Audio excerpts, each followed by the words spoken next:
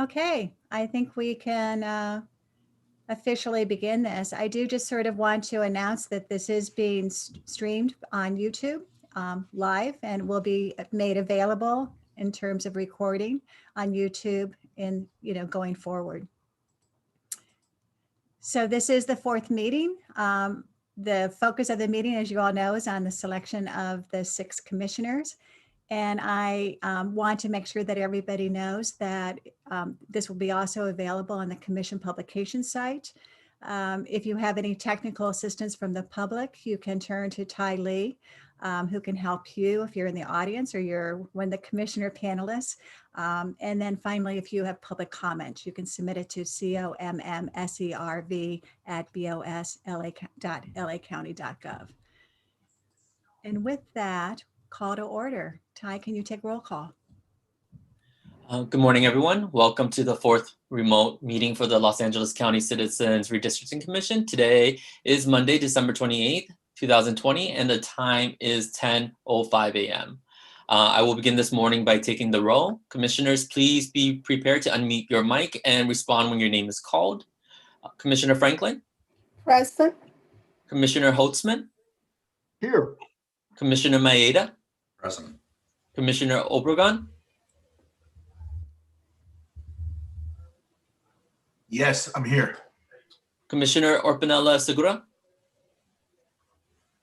Commissioner Soto? Present. Commissioner Stetcher? Here. Commissioner Bento? Here. Okay, thank you. I will now turn the agenda over to Gayla. Okay, so good morning. Today, the agenda item 2 is looking at the slate of 6 that the commissioners have prepared. I do want to remind the public that this body is not officially constituted until there's a group of 14 commissioners appointed. The task of the 8 randomly selected commissioners is to select the additional 6 commissioners to be added by December 31st. Once formally organized with 14, there will be the ability to have the quorum of 9, and 9 members are needed to vote on any official actions. So right now, again, this is an interim body. In January, there will be a swearing in of all of 14 members to the oath of office to be commissioners and various training in the election laws, Brown Act, selection of a chair and vice chair who will then take over running these meetings. This is the 4th meeting. The first 2 meetings were really going over an overview of the 52 qualified applicants provided by the Registrar-Recorder, receiving public comments. And the meeting on Saturday, December 26th, you all decided to each develop your own slate of candidates for discussion and comparisons today. We do have 2 tentative dates if a decision's not derived today in terms of the final 6. One possibility would be Tuesday, December 29th at 2 p.m. The other one is Tuesday, December 29th at 7 p.m. They are both publicly posted as special meetings, so we have placeholders for them. Again, I want to emphasize transparency, integrity, objectivity, and public engagement as our values going forward. All right, so what we're going to cover today, the bulk of your time will be looking at the slate of 6. You all agreed on Saturday, since Commissioner Orpinella Segura could not join us till 11, that most of the time in the first hour would be spent on sharing your viewpoints on your slates. When Commissioner Orpinella Segura arrives, we'll have her go over her slate, but no motions were going to be made until after 11 o'clock when she can join us. Based on how far you get, and I think we should sort of take a rendering as we approach 12 o'clock. We will then decide on next steps in terms of the meeting at 2 o'clock tomorrow, if it is needed or not. So that's an overview. Again, just for the public, the qualified candidates all meet the minimum qualifications as evaluated by the Registrar-Recorder. There is 1 commissioner per supervisorial district, and I've already covered your role in selecting the 6. I do want to emphasize that you cannot apply formulas or specific ratios. In addition to experiences and reflecting the county's diversity, you all had decided to create a new category. And this created some confusion in terms of what should be the percent mix, because the political party preference should reflect as nearly as possible LA County's political party mix. And I was using the percentages or the numbers that were used for the Democrat, Republican, and no party preference. And Commissioner Holtzman had presented an overview of the value of adding all of the other parties that were not Republican, not Democratic, and adding them to the NPP group to create a new category that you called NDR. The reason this is important is we had a discussion on Saturday in terms of what is the right percent mix for political party. So I am going to recommend that we go with Commissioner Holtzman's calculations, and it varies by a couple decimal points, but what happens is the NDR now includes the NPP and all the other political parties. Yes, Commissioner Holtzman. Oh, I appreciate you're doing that, Gayla, very much. I just want to point out that on that slide there, the second column under 6 potential CRC, those 3 numbers should be corrected so that the first column and the second column add up to the third column. So right now we're using decimals, so you can decide whether or not to round up or down. So we can, They're quite a bit off, actually.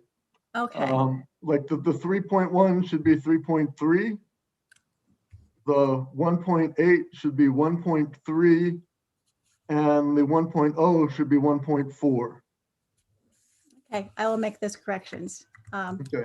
as we thank you. go forward. All right, so on December 26th, you all looked at, based on your individual evaluations and discussions, you began to identify your top 11, your top 23. You looked at that, you looked at the geographic distribution, and you decided to develop your individual slates. And this is the shortened list. You added some additional candidates, applicants to the list. This is listed alphabetically. It contains what information we have. It gives you the evaluation that you all did individually, the number of evaluators. You will see later, this is the frequency of how frequently among the 8 of you, this candidate or this applicant came up on one of the slates. It gives you the party, gender, age, race, ethnicity, supervisorial district, city, and zip codes, which we went over before. Now, this slide, and I'm going to turn it over to each of you, presents each of your individual slates. And I just am going to call on you on order to present it, but I want to sort of let you know what's in your packet. So when you hear your fellow commissioners describe their slates, you have points of references. This table summarizes all of the applicants that were in this list for the survey development of the slate. And I've put a 1 under each of the commissioners in terms of who's been selected. So you have a quick visual going across the row. After that, I have also put together a table where I have inputted the demographic profiles for LA diversity of each of your slates. Again, for a point of reference. And then after that, you'll see I've summarized the comments you have all inputted into the survey in terms of your candidates for easy reference. Okay. So that's the background information you have going forward. I would suggest we just start with Commissioner Obregon and we work our way through all 8 of you presenting. Are there any questions before we start?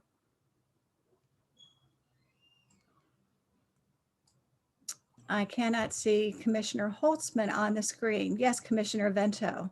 I just wanted to say thank you, Gayla, and to the entire staff for making this quick turnaround, and to all the commissioners that did this during this holiday break. So I really just appreciate the effort that has been made to make this happen. Well, thank you very much. And we appreciate all the time you've put into. Any other questions before we begin the review of the slates? Okay, Commissioner Obregon. You have the floor. Thank you. If I may, if I can go to my comments, because I remember seeing one. There we go. Okay, thank you. And I guess somewhat holistically, I was trying to apply, but a couple things I was trying to get, of course, more women, and I was also trying to get younger, and also territorial kind of separation. I like Priya and Apolonio Morales. Those two people are technically, I think, both from District 4. And when I was trying to get Apolonio because I think was in the Laverne area, way out there. Whereas Priya is like South Pasadena. So South Pasadena is kind of almost metro. And when I say that, she's on the border, she and Miss Segura are one of the commissioners. They're probably just a couple miles apart, but they're in different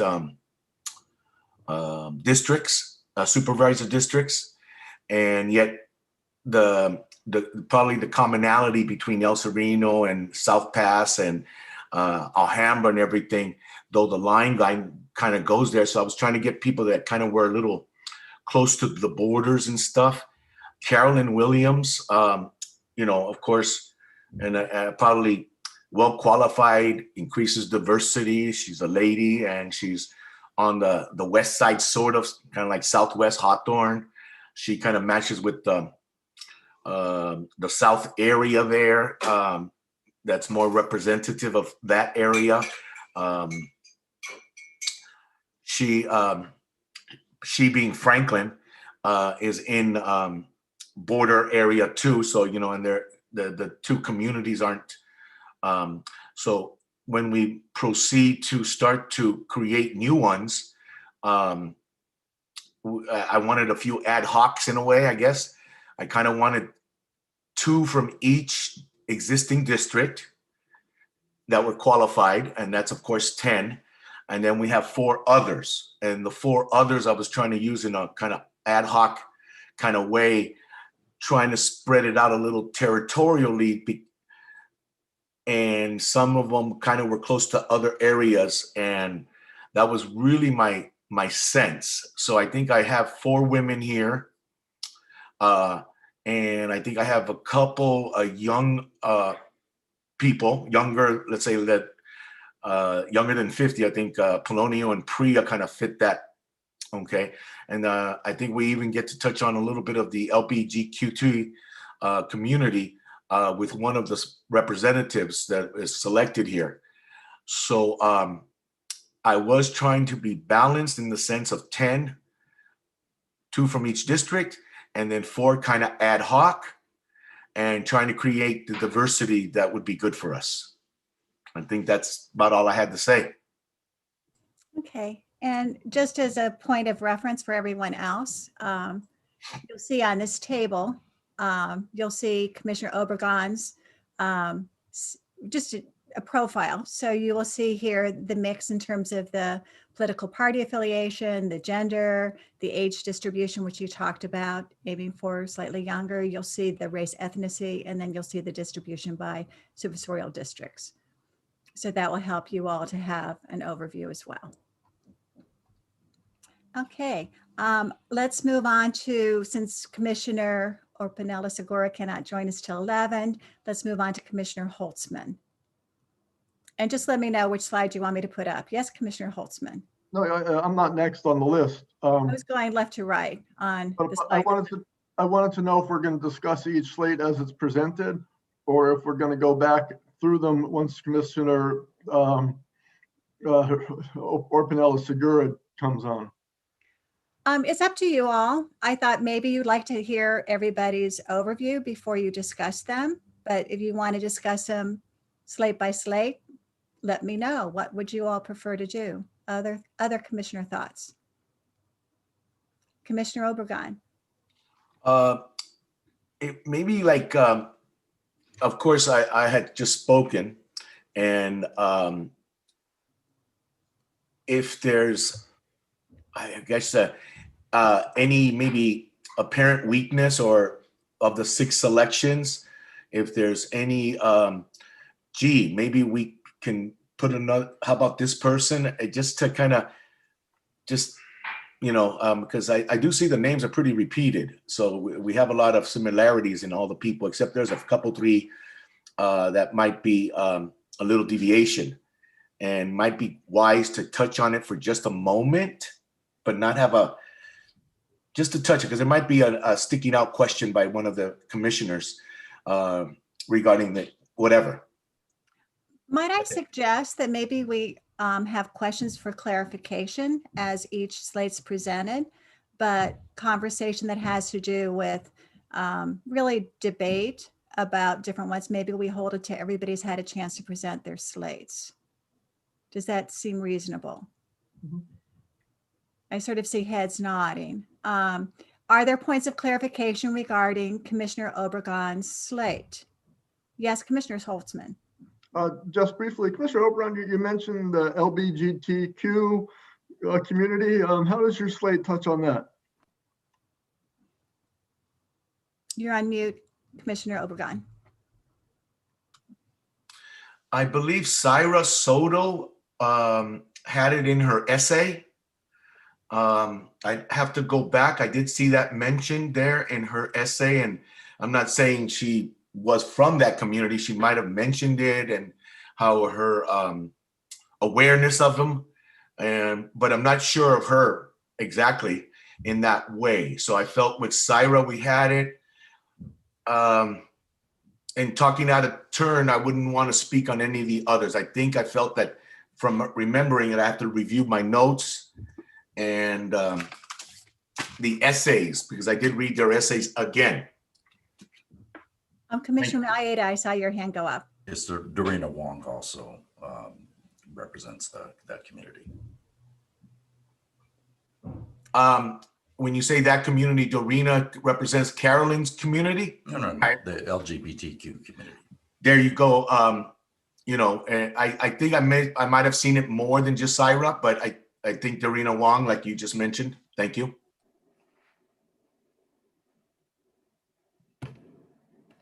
You're on mute. Thank you. Oh, Commissioner Franklin. Yes, Dorina Wong doing her public comment. She made public comment and she did mention that representation of the community. Any other questions or points of clarification on Commissioner Obregon's slate? Okay, Commissioner Holtzman, I have you next on the list.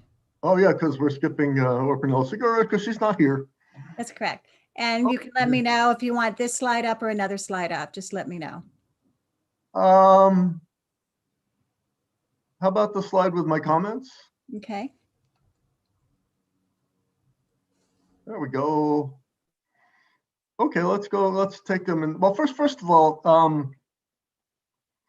we'll take the individuals in each order. But first of all, overall, in terms of ethnic racial diversity, my slate, I believe, includes nominating basically 1.5 Latino candidates, because Sarah Eastwood is mixed race, half Mexican American, and Apollonio Morales, of course, is fully Latino. And then I think then that makes 2.5 whites, basically, Sarah Eastwood counting for 1/2, and both of the Republican nominees I put on my slate are also white.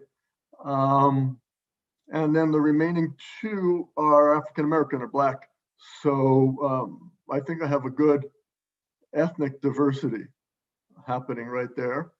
So as to the individual commissioners, with Apollonio Morales, I think one thing others haven't mentioned about him, he got so many public comments, I just don't know how supportive, I just don't know how we could possibly move forward without adding him to the commission. But it's the faith community voice that he would bring to the table, involved with that othering and belonging project that he mentioned in his essay. I think that's important because a large amount of civic activity centers around communities of faith. Dan Wood, also touches on the LGBT community, because he may not be a member of that community, but he, as a lawyer, he achieved one of its most important ever victories. He was the lawyer who beat the don't ask, don't tell policy that prohibited people from talking about their actual sexual orientation and serving in the US military at the same time. So he's very impressive there. He's done a lot of pro bono work, meaning not paid work for various organizations, community, including the inner city law center. So he touches on the inner city sorts of concerns. He's very impartial, serving as a volunteer judge among his many other activities. He has a non-binary kid. They, I don't know what pronouns they prefer, but that's another another aspect of touching on the LGBT community, or queer, or whatever. He has a member of a minority gender for sure in his family. As I might say, do I. My former niece is now non-binary and goes by they. My brother's oldest kid. Dan Wood also had a daughter who worked on the state redistricting for congressional districts last time around. I don't know, I couldn't really tell from his essay what the context was there, if she was actually a commissioner. I don't think she was. Otherwise, he would have mentioned both congressional and state offices. Maybe she was working for a community organization. Maybe she was actually a consultant to the California CRC. But so he knows about redistricting for sure. And when I say he knows a lot of LA, literally in his essay, he pointed out that his friends call him, get this, Mr. LA. So, and that's just not just the city, that's the county. So since I think we need 2 Republicans to add, and I think he's my top Republican. I think even though, this might throw off the gender balance of my slate a little bit, instead of 5 and 1, I have 4 and 2, 4 men, 2 women. I think he's a very valuable addition to what we're doing here. So, and then the next one I have is Elizabeth Johnson.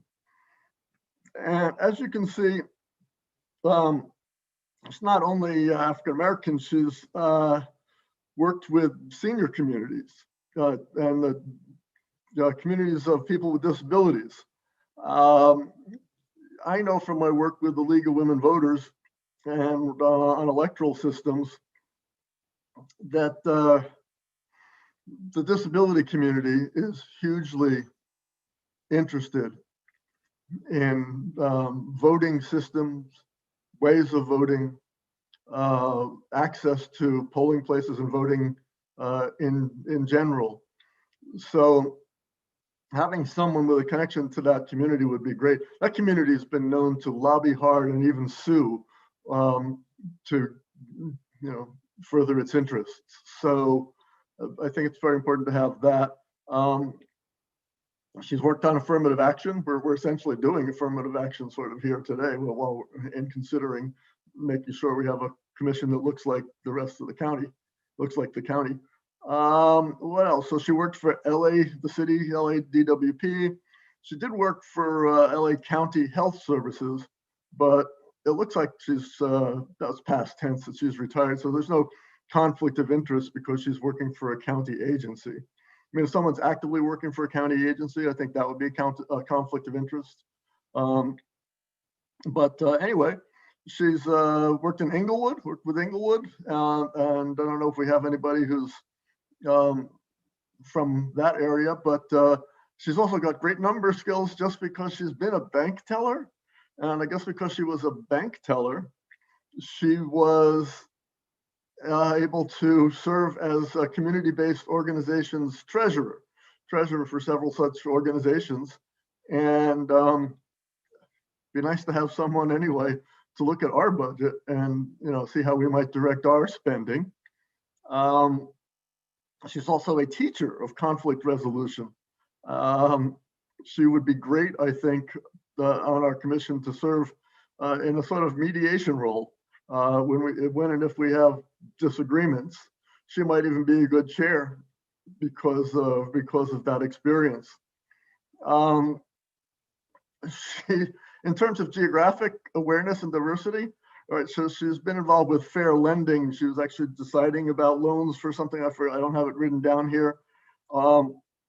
And she grew up near housing projects. Her family owned a store near housing projects.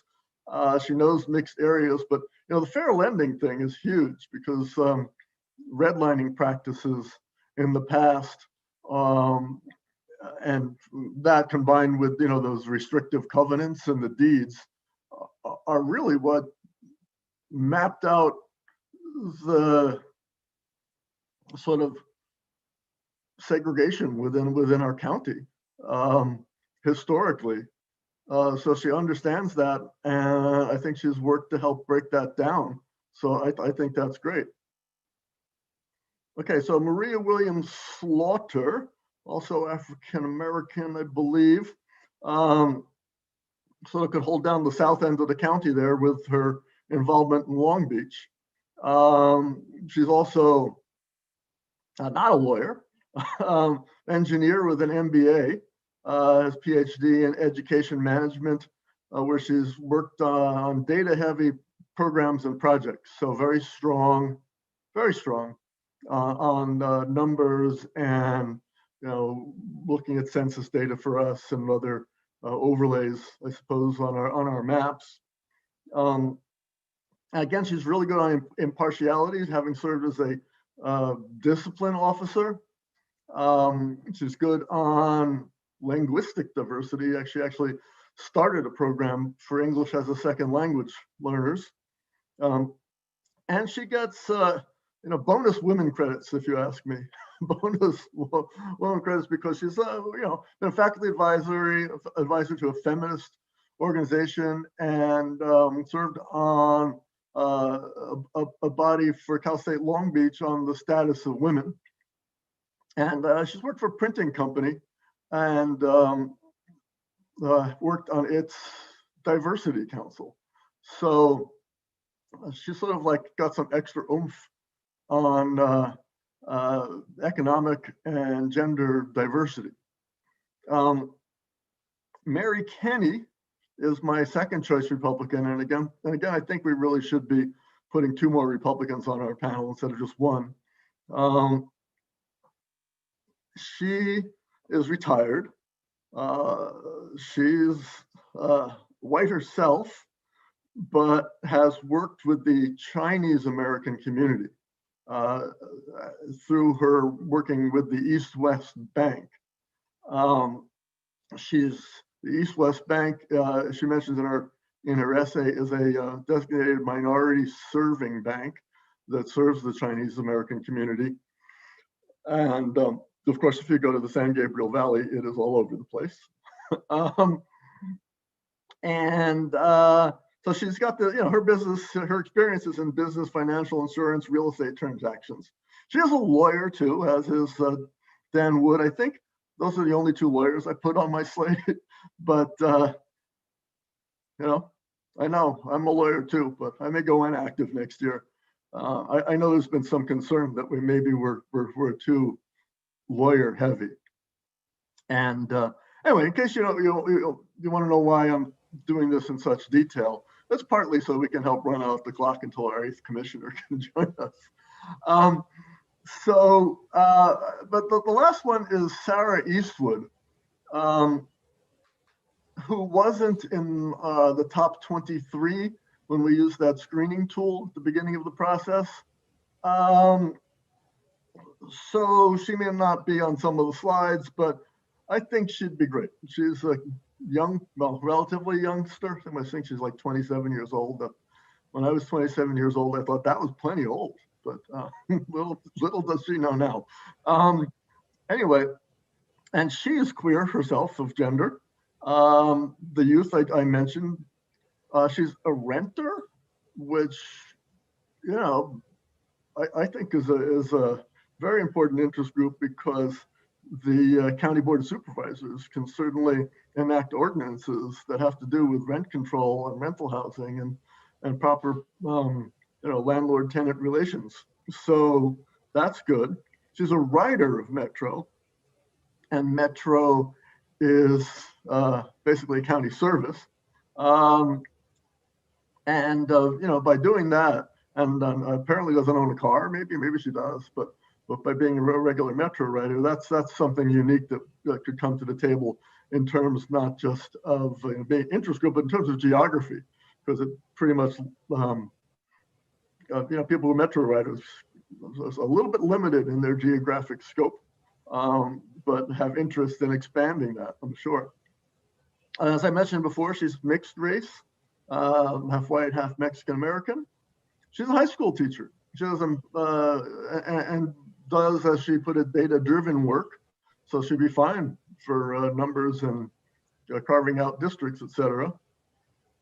She has a master's degree in special education from Loyola Marymount. And I think that means she's actually a special education teacher.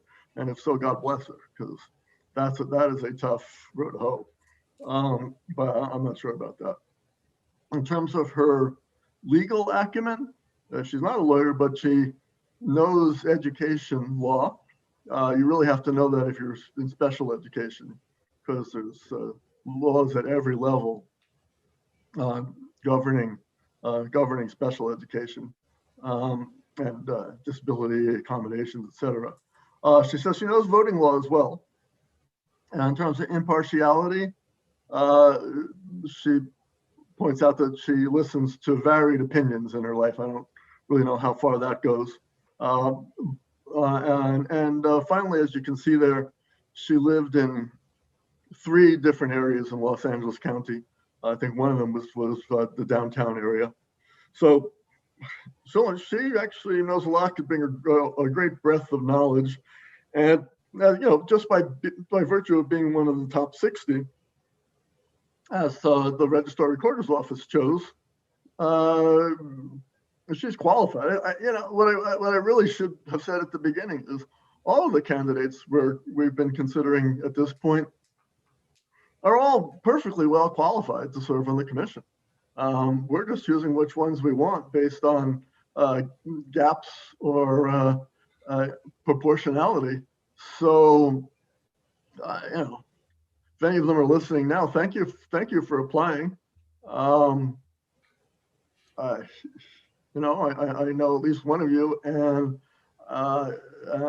to that person, I will just say, I'm sorry, it doesn't look like you fit in to what we need to round out the commission, but I would have loved to have worked with you. So anyway, that's my message, my small point of personal privilege at the end there. That's my slate. And to my fellow commissioner, I'll say, I'm totally willing to, compromise, negotiate. It's not going to be me voting for my slate or nothing. So, all right, there you have it. I will cede the floor now and hope I've taken enough time. So Commissioner Bento, I believe you have a question of clarification, followed by Maeda. Yeah. So I just want to say, Commissioner Holtzman, I appreciate what you just did. I just want to share something about Dan Wood. So I agree that we should add a Republican, but I felt the only reason I didn't put Dan Wood on my top slate is because he was too close to Commissioner Stetcher's residency. That is one of the reasons why I looked at the other Republicans. The other 3 Republicans I looked at was Tim Forrest. He's up in, I forget what he's further away in another district. And then Mark Mendoza, I thought was a good Republican to get. But I also wanted to point out, and I agree with you on this one, Mary Kenny, what drew me is she's female and a Republican from Palos Verdes. And I just thought, so I just wanted to share with you in terms of we're looking at, I agree with you adding another Republican for sure. But that's one of the reasons why I didn't pick Dan Woods is because of his proximity to Commissioner Stessers. Okay, Commissioner Vento, I appreciate your thought there. I have a little more insight on that overlap to share that might help answer your concern. Santa Monica, I used to live near there. I used to bicycle through there all the time. Used to work out at these stairs that go up, down and up to and from the Santa Monica Canyon. That zip code is pretty wealthy. And it's really got an overlay of two communities of politically active people who are often donors and often hold fundraisers and what have you in that area. So I've seen as President Obama drove by in that neighborhood for a fundraiser. I've been to progressive fundraisers in that neighborhood. But also I should point out that what I'm trying to say is there's two completely diverse communities that they just happen to live next to each other. And I should point out that the very first fundraiser that Donald Trump decided to have after he'd been insisting that he would fund his campaign entirely with his own resources was in that zip code along San Vicente Boulevard, not too far from progressive fundraisers, not too far from the Obama fundraiser. But it was at a very wealthy friend of his who ended up running his Trump's inauguration committee. His name escapes me at this minute, but you will hear it in the news. I remember hearing, about how the Secret Service and cops were on horseback clearing the area.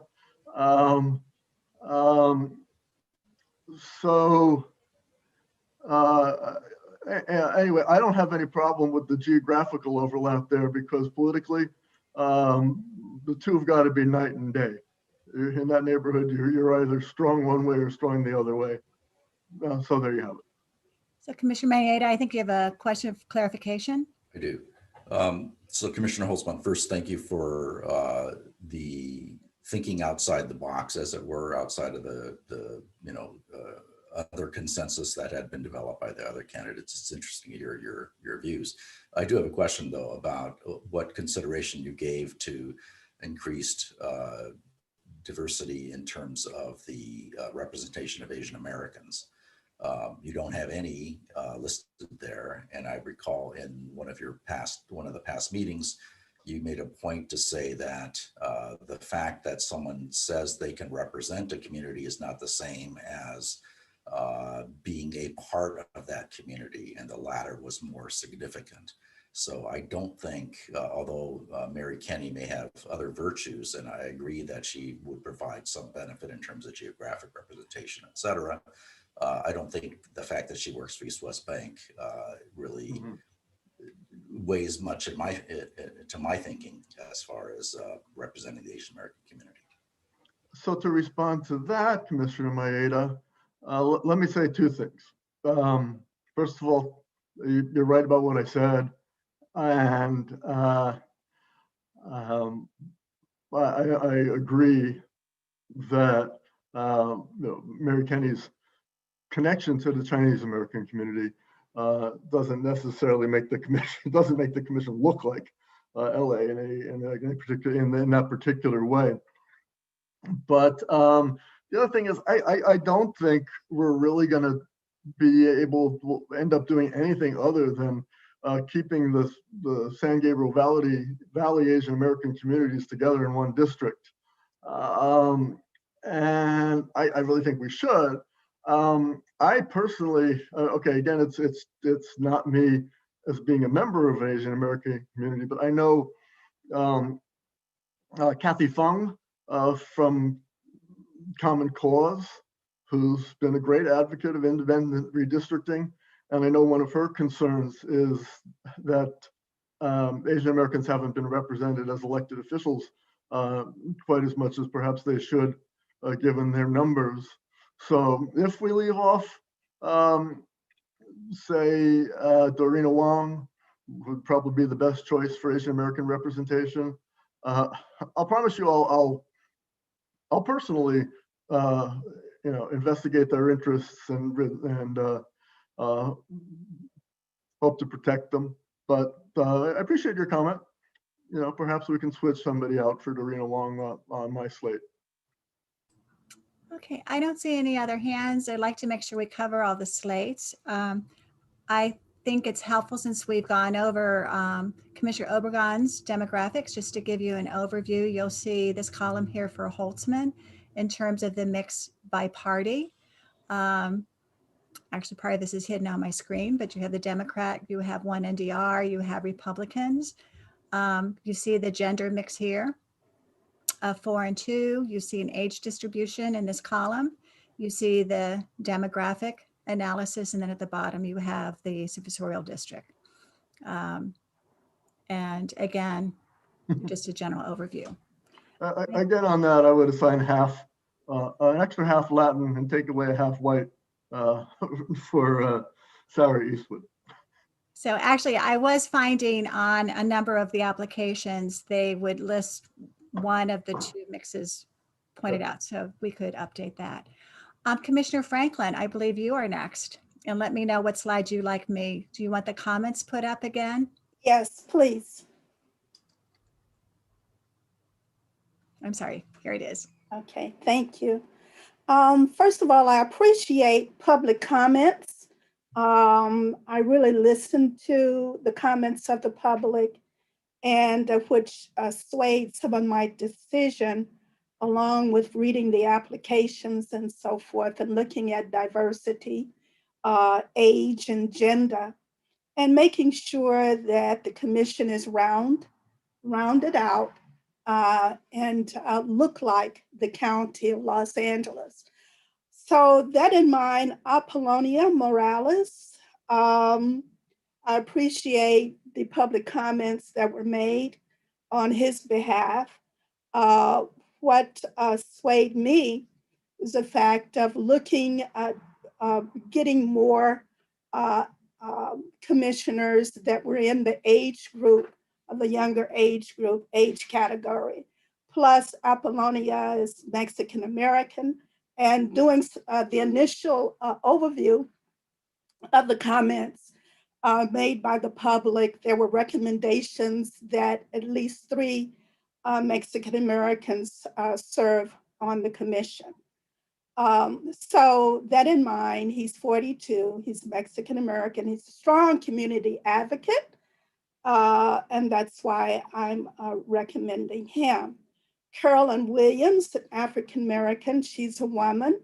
In District 2, she has a wealth of experience in data analysis, community-based organization, and working with top-notch community organizations as well, and understanding figures. That's why I chose her, and we really need someone additional living in the Inglewood, Hawthorne area. Dan Woods, I chose him, 1, because he's a Republican. 2, he mentioned in his application about litigation, and he made a comment that in the end, there might be some litigation as it relates to this commission. So that's why I chose him. Dorina Wong, she's Chinese American. She has strong analytical skills, worked on propositions, and has understanding in that area. Priya Sridharan, she's Indian slash Asian. And I thought that that would be a strong rounding out this commission with someone in that diverse category. Also, she's 45 years old. Stephen Collin, there was a comment, I believe, the other day from the public indicating that there was no Native American on this commission, being recommended on the commission. So I chose him actually from Maria Williams Slaughter because of him being a Native American. And he is a community advocate as well. So those are my recommendations. Any questions, points of clarification? I see Commissioner Vento's hand.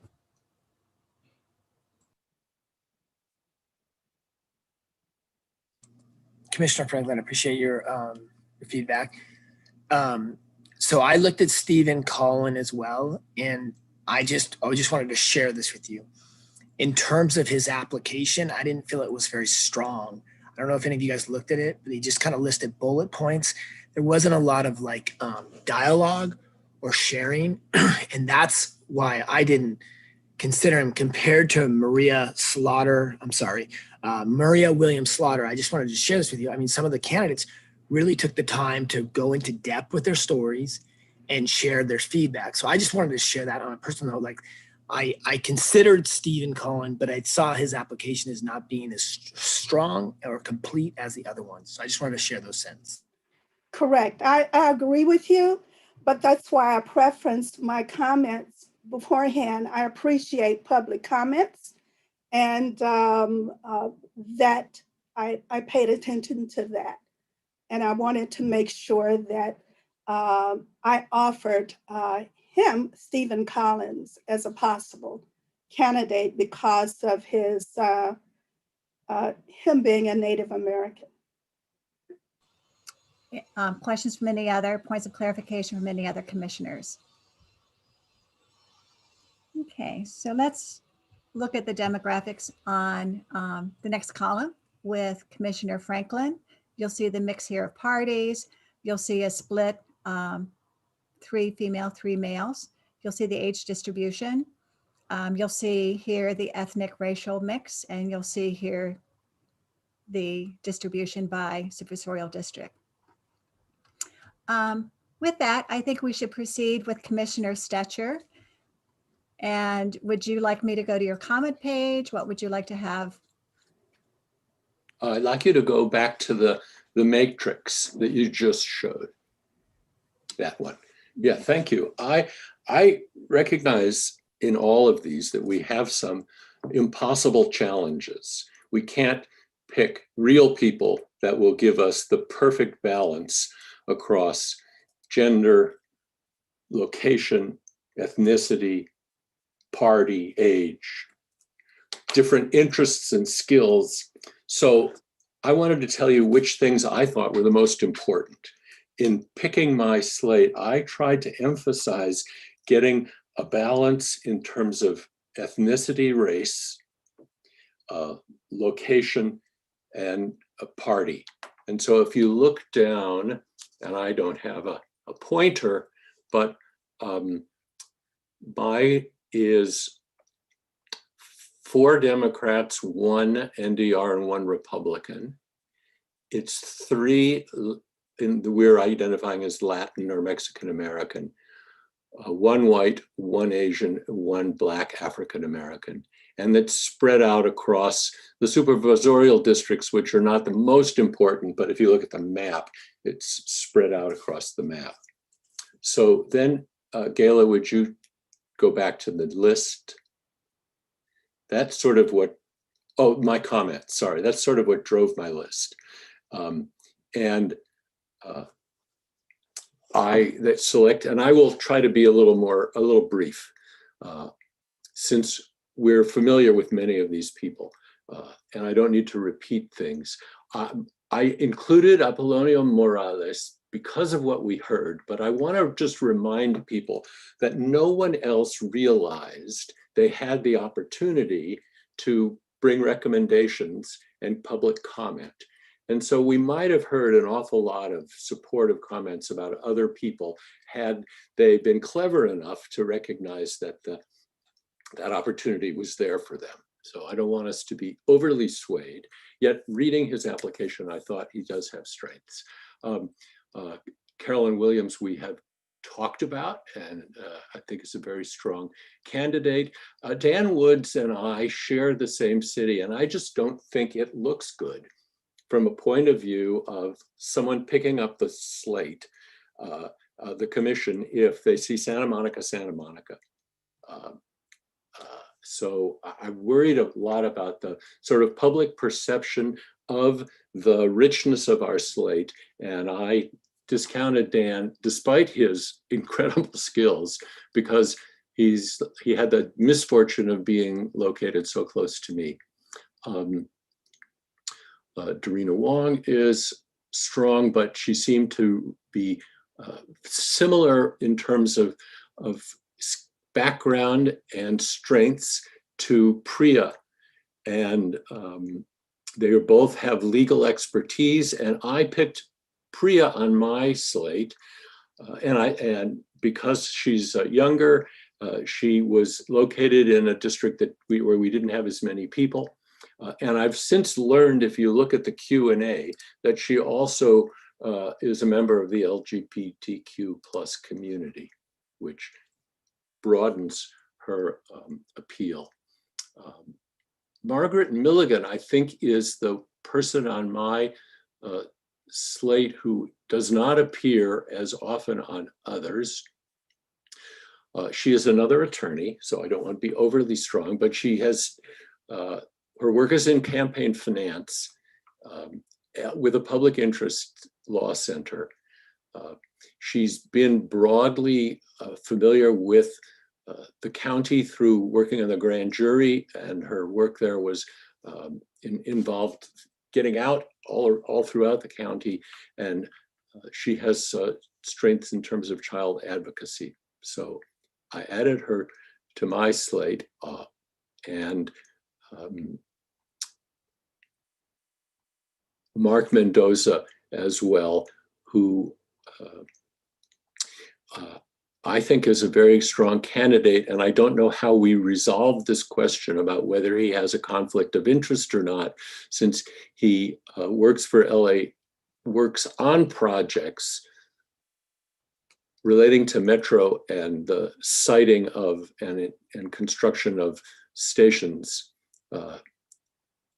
And I'm not sure what constitutes a conflict of interest here. I don't think if you're a contractor for a city or the county, that should disqualify you, but I wanted to raise the question and let other people weigh in on it. And Sarah Soto, who has a lot of analytic talent and yet has been involved with the community with a focus on youth and children. And so that's my slate. Questions of clarification? I see Commissioner Venta followed by Maeda. So I just wanted to point something out. I agree with you on Mark Mendoza. I think that he would be a strong Republican candidate. And the only reason I didn't pick him as my first was because I was looking more for a gender balance on that one, getting married. Sarah Sayoto, if I correct that one, I agree with you on her. She's also on the younger age. When I say that younger, she is 40. And so she does complement some of the requirements when we talked about age, and where she resides, there's not a lot of representation. Commissioner Maeda. Can we ask legal counsel for a view on the conflict of interest question? Sure. So there's two issues that I see here. One question, of course, is just, are they qualified? So do they have the statutory conflict of interest that's set forth in the code that creates the commission? And working for the county generally, whether directly or as a contractor, is not among those disqualifying positions. I will just note, just a forecast and flag for you all, that all the commissioners will be required to file a Form 700 with the Fair Political Practices Commission. This will be something that I go over with the full commission when we do our training on conflicts of interest. On those forms, there will be some disclosures that are required regarding sources of income. And so at that time, those things will be public, and there can be a more focused analysis of whether a particular source of income for a commissioner represents a disqualifying conflict of interest. But in the abstract right now, we don't know enough to say there is one. Thank you.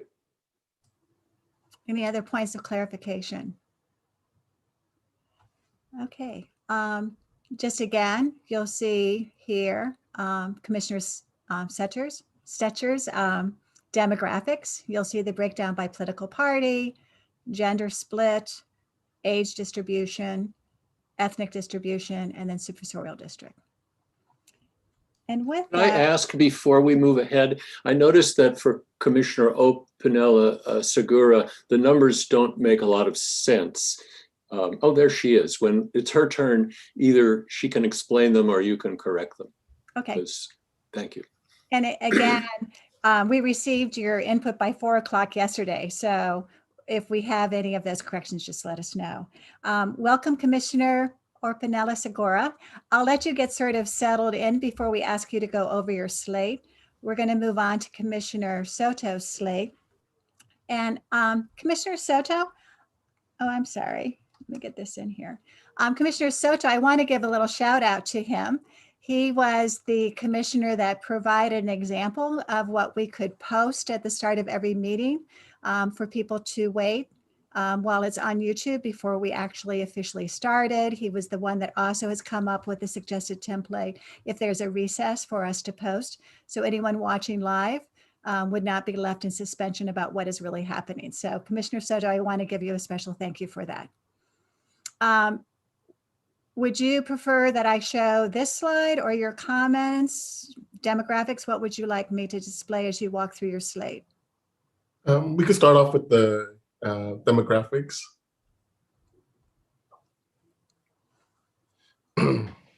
So on my slate, my focus was on trying to achieve a balance for the demographics to be as close as possible to the LA County demographics. So since we are with the 8 current commissioners, there's 6 male and 2 female. My proposal was to include 5 female and 1 male. And in terms of party affiliation, I selected 4 Democratic, 1 NDR, and 1 Republican. And I tried to spread out the age group as well as try to get a balance in ethnicity. And I also tried to even out representation through the existing supervisorial districts. So I think I selected 1 in each supervisorial district, and then I think supervisorial district 4 has 2. So I guess we could go back to my comments.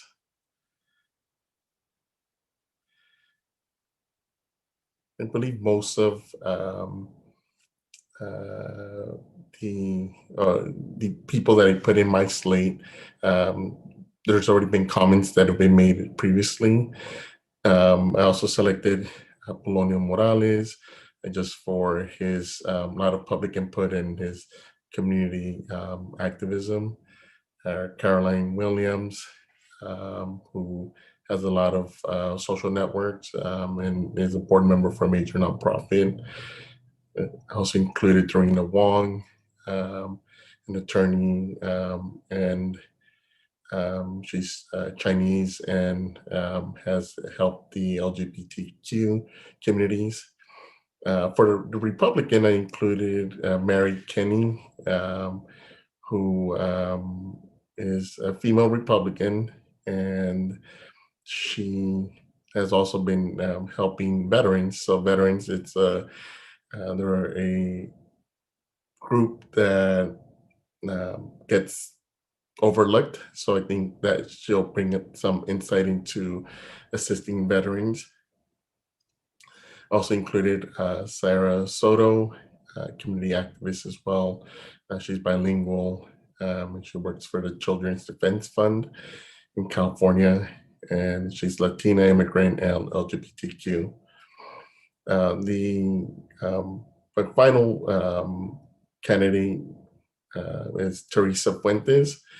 I included her as an attorney for the city of Pasadena, and she was legal counsel to Pasadena's redistricting task force. And that pretty much covers my comments. So commissioners, any questions or points of clarification? I see Commissioner Vento's hand. I agree with Commissioner Soto. You and I have lots of similar picks here. I do want to say just something. I thought Teresa Fuentes had a really strong application. The only reason I'm not 100%. I mean, I selected her, but she is from my district too. So it's kind of funny. Like Teresa Fuentes and Mark Mendoza are both from my district, and I'd love to have them there. But that would be a lot of representation from 5. But I thought Teresa Fuentes was a very, very strong candidate for this commission, and so was Sarah Soto. Any other questions from other commissioners? Okay, let's. In terms of the demographics, Commissioner Soto has already covered them. Again, I just sort of want to highlight here, you'll see going down through the list by party, by gender, by age, by ethnicity, and then the distribution by geographic area. So Commissioner Maeda, how would you like to proceed in sharing your slate? The slide you have now, which is the slate of the 6 comparison. I wanted to show that because I feel that there is a tremendous consensus among the 8 in terms of our slates. And mine, I think, is very close to many of yours. So I will eventually, when it comes time, I think I'll be speaking on behalf of the sort of the consensus 5, and then I would argue that we should then wrestle with the 6, who the 6th person is. But as far as my slate is concerned, what I try to do, as everyone has indicated, is provide some balance. I thought it was very important to have gender equity as much as possible, so I selected 5. I selected 5 women and 1 man. I added 4 Democrats, 1 NDR, and 1 Republican, which I think is a rough, results of rough representation of parity to the county. Added 3 Latinx, 1 African-American, 1 Asian-American, and 1 white candidate. I think one of the benefits of my slate was that it provides that I'm taking essentially the top 5 ranked women according to the rankings we previously did. And I recognize that that's not absolute rankings in any way, but I thought it was useful to note that the top 5 ranked women who are remaining are Dorina Wong, Teresa Fuentes, Carolyn Williams, Molly Green, and Sarah Cyrus Soto. And those are all in my list, as well as one of the highly ranked Republicans, Mark Mendoza.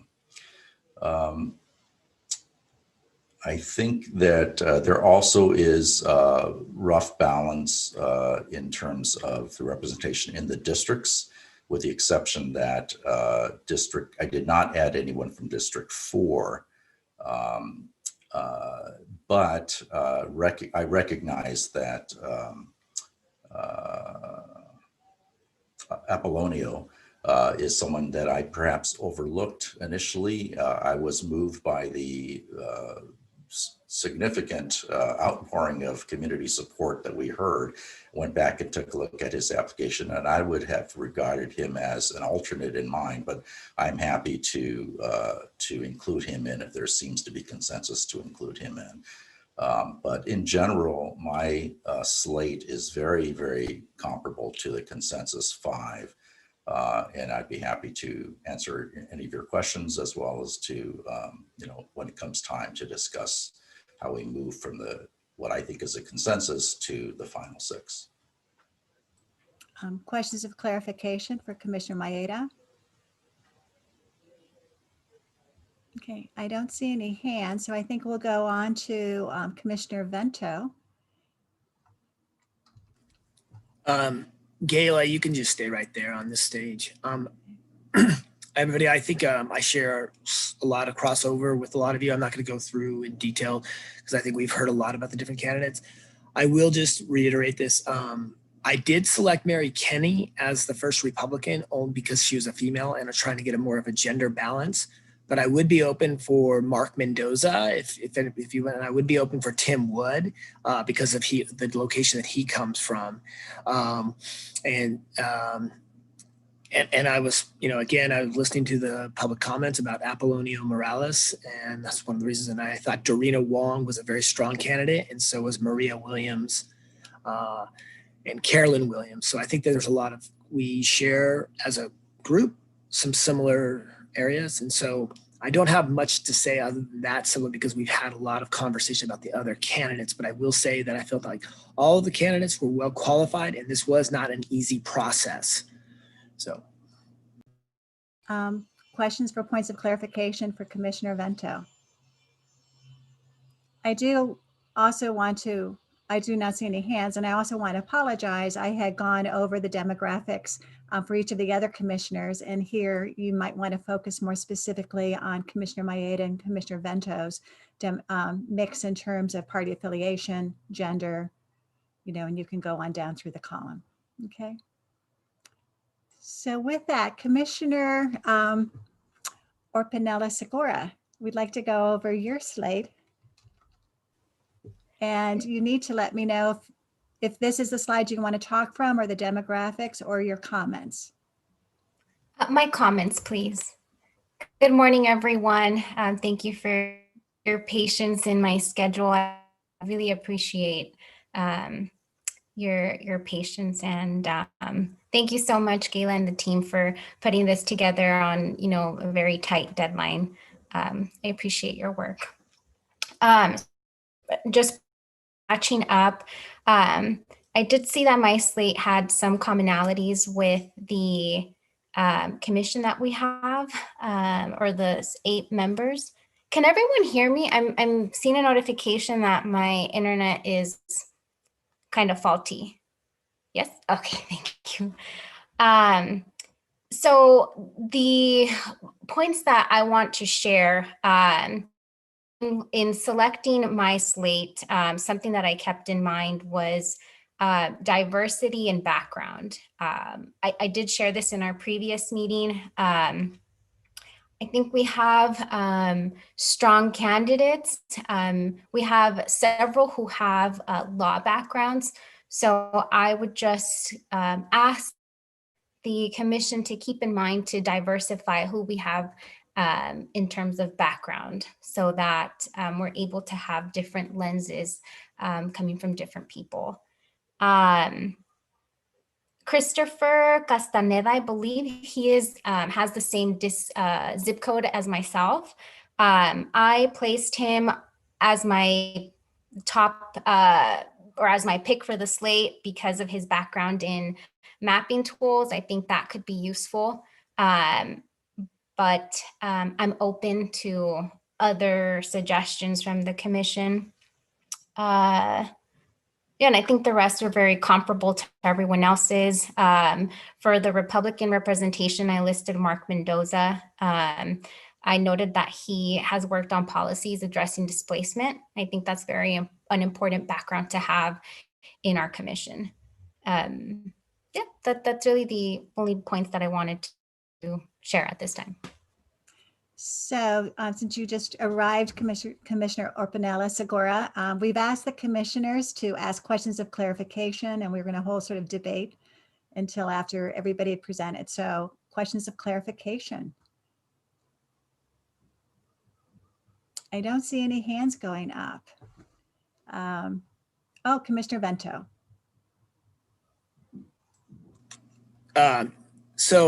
Commissioner Segura, I appreciate your time and effort on this. And I just want to say the one reason why I didn't put my endorsement behind Christopher Castaneda is because of his location to you in terms of that. That was just one thing I just wanted to share. I thought he was a strong candidate and everything like this, but I just thought it was just too close for representation. So I was just kind of looking for a broader, but I appreciate your time and effort. Thank you. And I do agree. We share the same zip code. So I'm open to other nominees, given the proximity of our zip codes. And I also just point out on Christopher Castaneda's application, for some reason it was checked female. On the Registrar-Recorder, they had received notification from Christopher that he is indeed male. And I also reached out to him by email and he again confirmed it. So there was that difference. But any other questions for Commissioner Orpanella Segura? Yes, Commissioner Obregon. The idea of, I think the Mark Mendoza being in the same zip code, and you're in District 4, am I right? What supervisor district are you actually in? I'm in District 1. I share. Okay, yes. It's Christopher That's Castaneda. El Sereno. Yes. And you're on the border is what I was noticing, and I was noticing that Priya happened to be just across the border. It's not very far. She was South Pasadena, if I'm not mistaken. And that was kind of what part of the territorial kind of idea. When I look at those two districts, I really see a lot of, I don't want to say gerrymandering, but it seems very much a lot of hand creation in creating that separation from 1 to District 4. And I would almost consider you on the border there, even though, and Priya, you're both very close to each other, but you're in different current districts. And I could easily see that area will be changed, and some of that, we're going to have to look at that, how we draw that. And so people who are kind of on the border can kind of help us, kind of touches on both sides. So again, I think that's why I lean to Priya. Priya kind of, in seeing her background and her young, and I thought it was a balancing territorially and supervisory district wise. And I'm just making some comments there. Maybe you can touch on that also.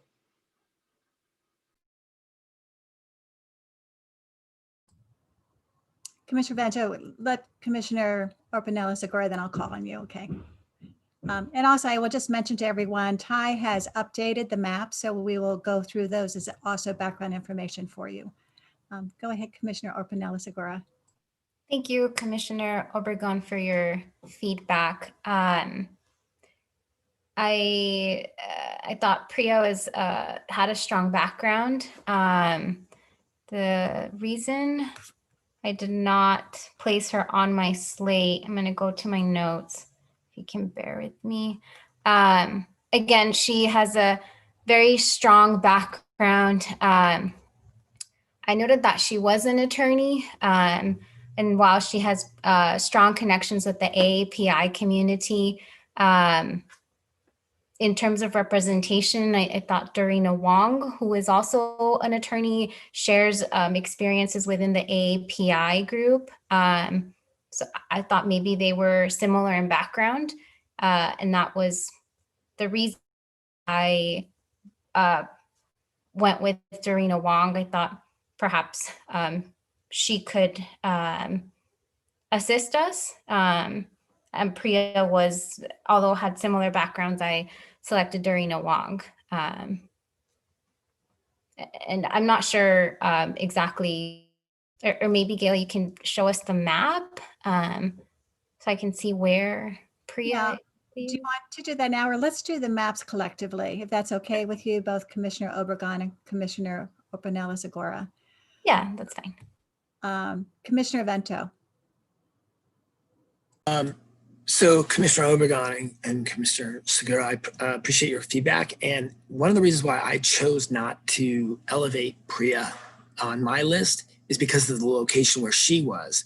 That's why I opted for Sarah Soto. This is one of the reasons why I looked at it, because I think Priya is a very strong candidate as well. But this is one of the reasons why I picked Sarah Soto, is where her relationship is in terms of that district and in that area. So that's why I brought that into consideration. Are there any other commissioners with points of clarification? Okay. So I want to just go back and say we have a really compelling slate. Everybody's had a chance to present an overview of why they're slate. This table does give you sort of a visual display of the slates by commissioner. Again, you've seen the demographics. Priscilla's now has been added to the list, and you've gone through this numerous times, so I don't think I need to go through it further.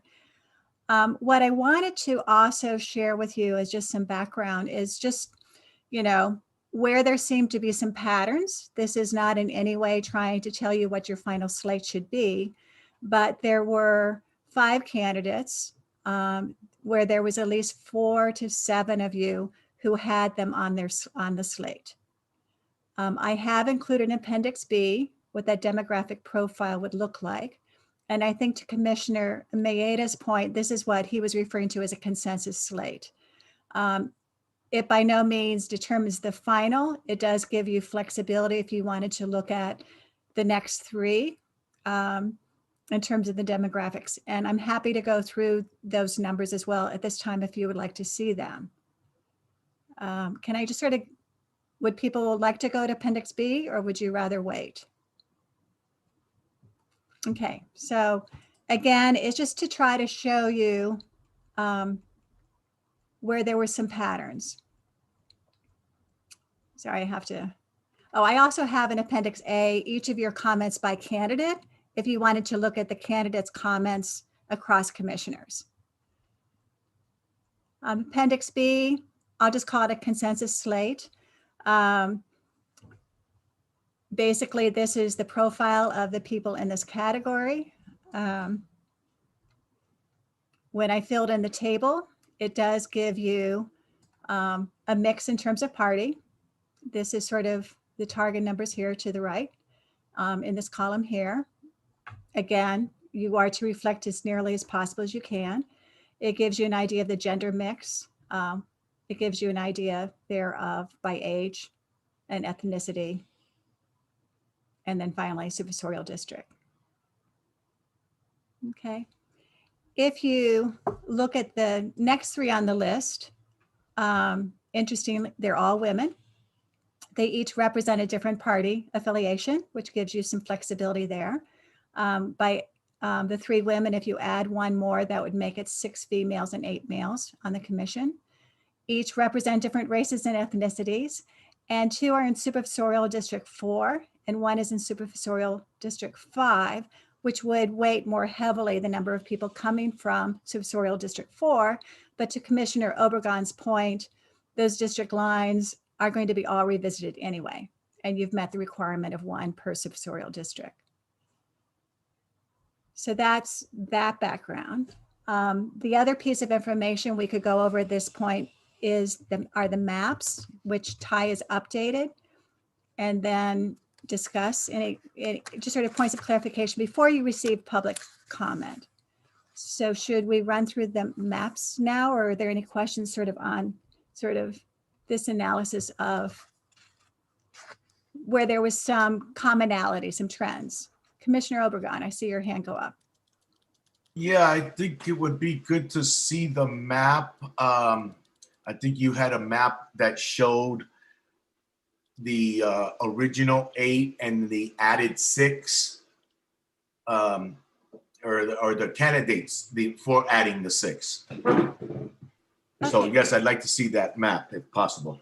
Why don't we go through the maps? I'm going to ask Ty, who's developed the maps, to walk you through. We do have as a starting point what the current district lines are with the cities for reference points.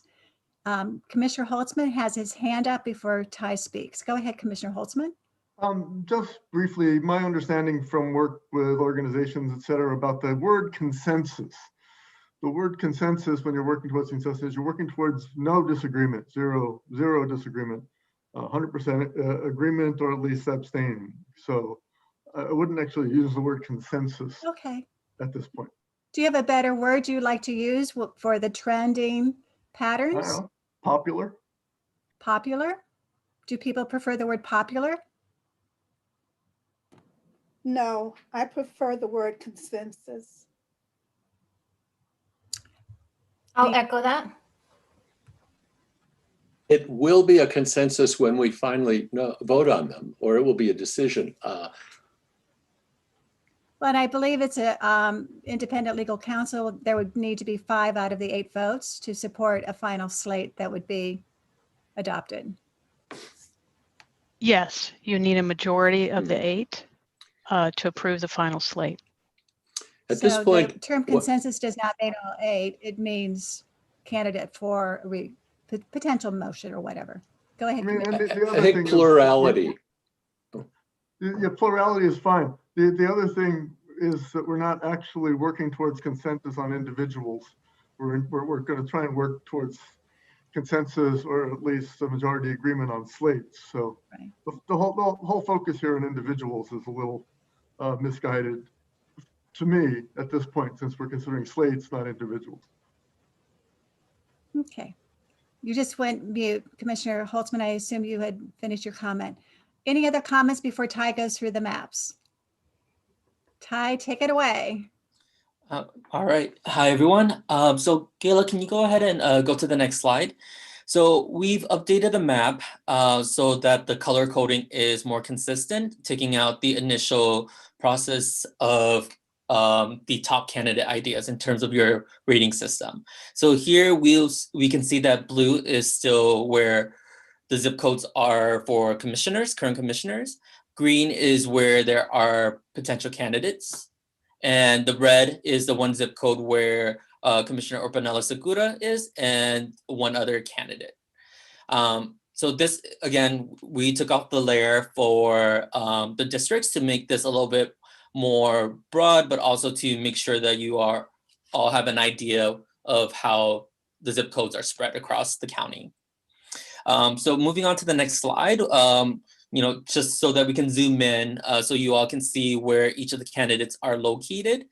We did this by district just so that you can see it more zoomed in. So again, the color coding system has changed where blue is still where commissioners are currently located. Red is where there is a commissioner and a candidate. And then green is where there is a candidate.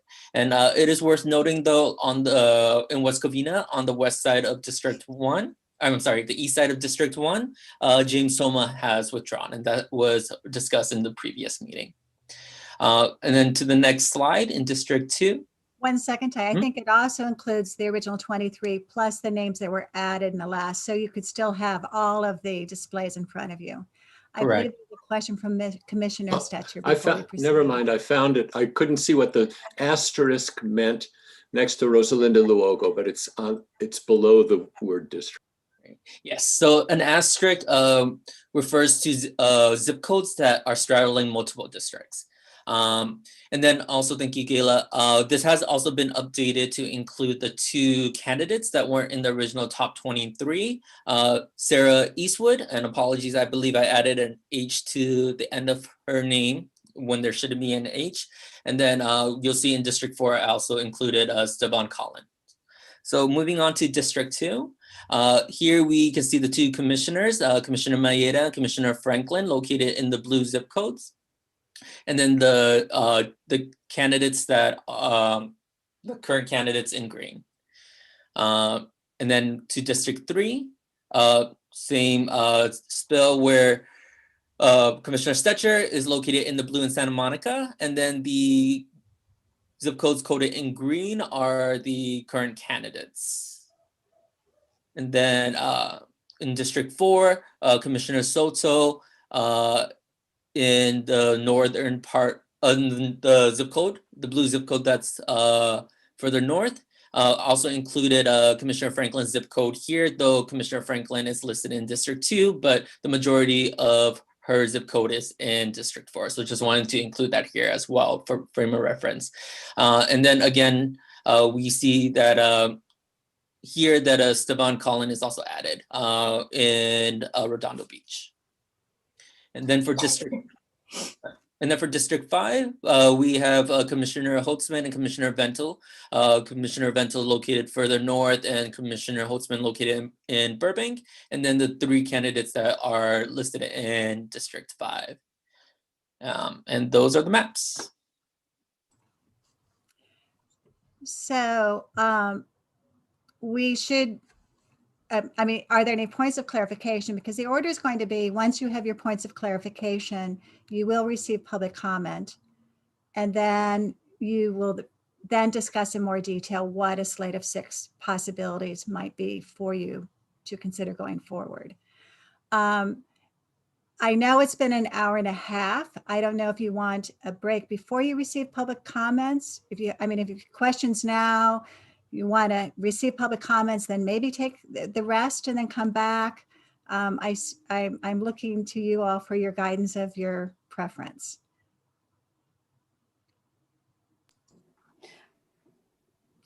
Commissioner Franklin? I would like to hear public comments now. Okay, Commissioner Stetcher, I saw your hand go up. Okay, I see thumbs up to hear public comments now. Okay. And then we'll see how you feel in terms of taking a break at that point. So for public comments, some people who were at the December 26th meeting, you learned about this protocol we are now using. This is the opportunity for the public to address. If you wish to speak, do provide in the Q&A button of your screen the following information. Complete it as though you're completing a public comment card. We'd like to know the official spelling of your name. Indicate you want to speak, your name and your affiliation organization, if any. If you're on the telephone, you would press *9 to raise your hand, and Ty, who is the host of coordinating this, would then recognize you. When it is your turn to speak, you would press *6. Again, in the interest of time, we are limiting comments to 1 minute. Now, if you do not wish, and when you begin your speaking, do repeat your name for the people who are on the phone and for the public and the commissioners to hear, and the affiliation. If you feel comfortable turning on your video at that time, you may. If you do not wish to speak, you can enter public comment through Q&A button by providing, again, your name, affiliation, and public comment. You can either make a public speaking comment, or you can do the comment through Q&A, and we'll capture all of those, but we're not going to we will not have people speak and do a reading out of the public comment, which was something we did this last time. And then we'll follow that by any public correspondence received and posted. So Ty, do we have speakers? Currently, there are no attendees that have submitted any indication that they are interested in making a public comment. We do have one submitted written public comment though. Okay, so I will read the comment. It's from Nancy Diaz.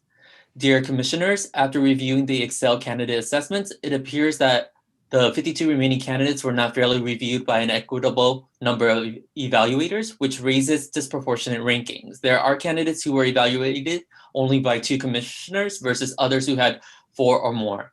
The number of evaluator and ratings can have a statistical difference, which raises concerns of not applying the same evaluation standards during the selection. The same criteria needs to be used across all 52 candidates, and at least a quorum of commissioners review each candidate and rate them accordingly to ensure an equitable, fair, and consistent process is applied. The latest rankings from Saturday's meeting is also very heavy with attorneys, 60 and over years of age, and Mexican/Mexican American, not necessarily representing the diversity of Latinos in LA County.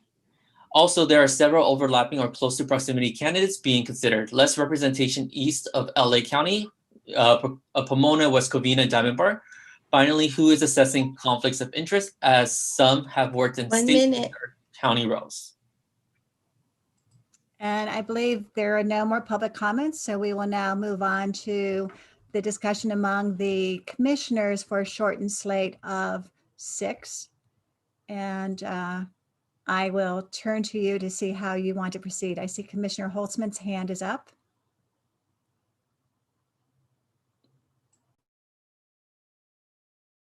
Time unmute. Here we go. I was saving something. I don't know. I'm unmuted. My screen is frozen. I hope you can hear me. Here we go. That's better. I'm amazed that we all have internet and power after last night's storm. I just wanted to say that I am sympathetic to the public comment just then about how the initial screening tool we used was not balanced amongst numbers of evaluators, et cetera, et cetera. But I want to say, to the commenter and the commission that now we've kind of moved past using that tool, and many of us have gone to look at pretty much all the candidates, or at least the candidates under consideration. So let's not, if we would have left the survey open for more input from the commissioners, et cetera, you'd see that a lot more commissioners have looked at each candidate, and we've kind of moved beyond using that tool. Now we're on to another stage. Let me also ask, are we okay to continue, since there was only one public comment, to continue this discussion without the break? I'm seeing thumbs up. Commissioner Maeda, your hand is up. Yeah, I was going to also echo Commissioner Holtzman's view that that was an initial screen, but it's always been open for any of us to go back and review others. Some of us did review every single application. Others went back to look at additional applications, and in many cases brought new candidates to the fore. So I understand from a statistical point of view the concern, but I don't think it should throw out everything that we've done. I mean, I think we have in fact grappled with the majority of the candidates that are the strongest ones for our consideration. Commissioner Obregon. I think I'm going to comment on 2 areas. Well, really just one. In us trying to reach a consensus, I almost felt that we were at the consensus because I think, have 5 candidates that I think, I felt there was 5, and that we had the next 3 seemed very grouped together. And if we could try to work on that, which one of those 3 should be the 6th? Yes, she brought that up there. So, I kind of feel that those 5, and then of the next 3, which one should be the 6th person? They're all 3 women, so we needed another woman, and that would fit that. And then whatever other issues we might want to discuss. But I almost felt that in reviewing everything, when I was reviewing it last night, I felt, boy, we have 5. Who's the 6th? And then of course the alternates. I mean, I don't know if we are gonna go with 3 alternates or 1, but I'd almost say those next 3, the one we pick, and then the alternate or so. And that's all I wanted to say on that. Other commissioner comments?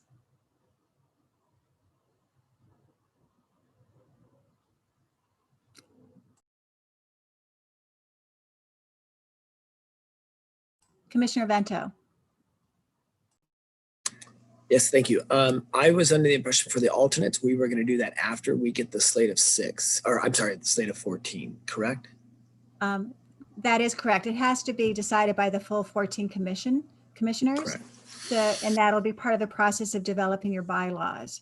Keeping in mind that you have done a lot of work and that this pool of candidates may be ones that you as a commission of 14 may want to look at. You have yet to decide, is it 2 alternates, 3 alternates? Do we want 1 per supervisorial district? But again, you've done a lot of work, and I would propose you share that with the other 6 commissioners when they're part of the full group, if you collectively decide to have alternates.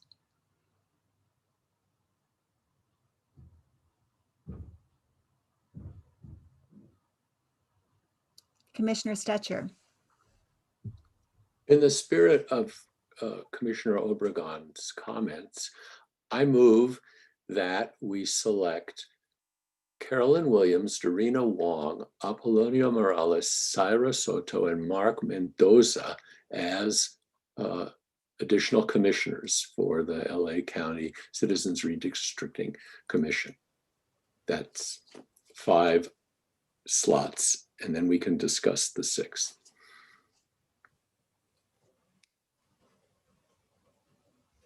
Sorry, is there a second, Commissioner Vento? I was just wondering if we could just take that break before we go into that. It's a bathroom break I'm asking That's for. fine. I understand. How many people would like a 5-minute break? Why don't we take a 5-minute break? It's been long, so think about it. And I will put this up for the people on YouTube to know we're taking a brief recess. And I can withdraw the motion until we return. Or I can just have you repeat it when we come back, Okay. whichever. So I have 11:40. Let's reconvene at 11:40.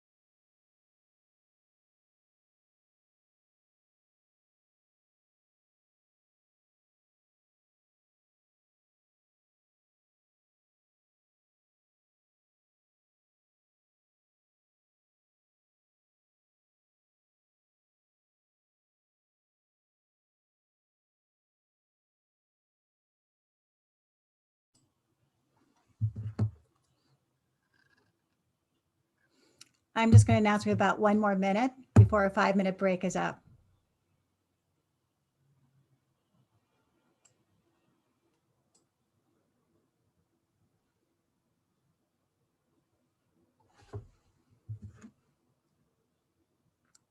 I have 11:45. If the commissioners could please return so we could resume our meeting.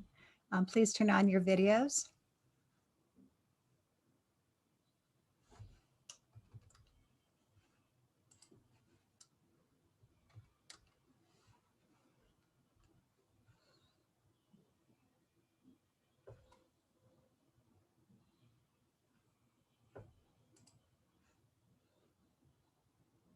We're still waiting for independent legal counsel and a few more commissioners.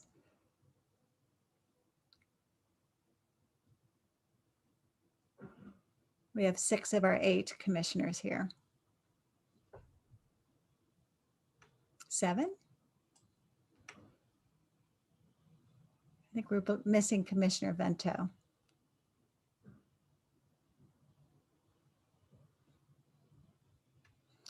I would suggest, Commissioner Stetcher, if you could go ahead. I believe you're in the midst of making a motion. Thank We'll you. resume our meeting. All right.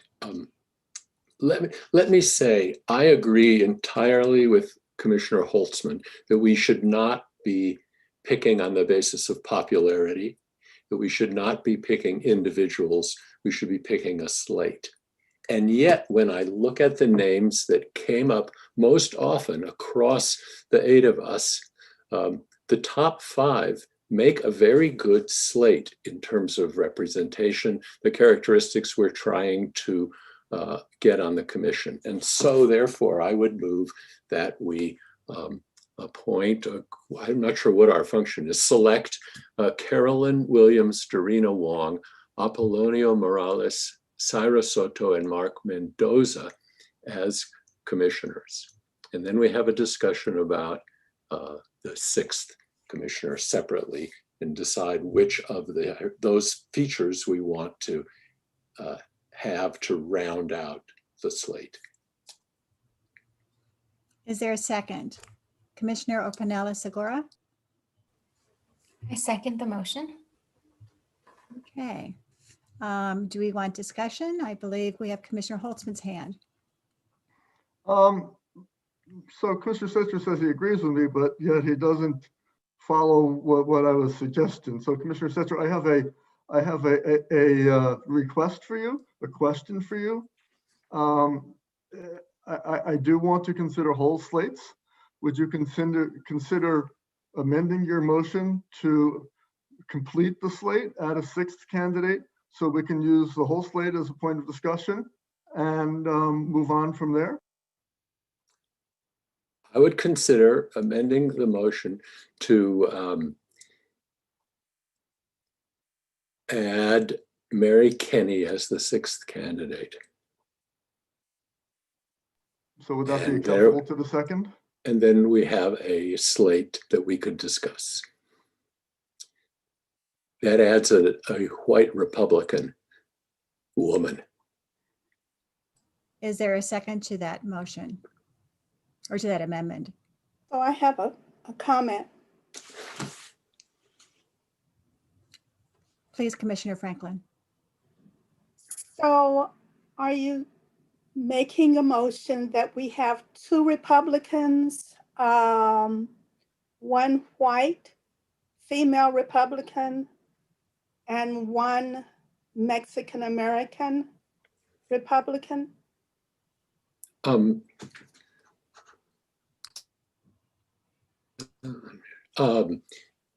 The slate I'm proposing, the top 5 names and Mary Kenny would add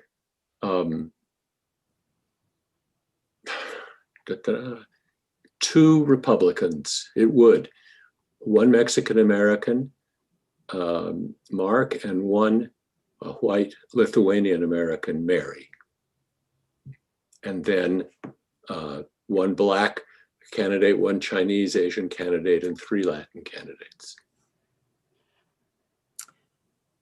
Might I suggest that you may want to have more conversation about this before you move to a motion? Right. Because we really didn't have that ability. And I think this got changed when it went from, you know, possibly the 5 and what would be the 6 to round it out. It may help if I just sort of share some of the demographics of the 5 applicants that 4 to 6 commissioners were in support of. So you'll see in the tan, the column will show you the number of Democrats, NDR, and Republicans. And so in many ways, the 5 begin to round out the demographics in terms of reflecting party. In terms of gender, you are closer. It would give you 5 females and 8 males.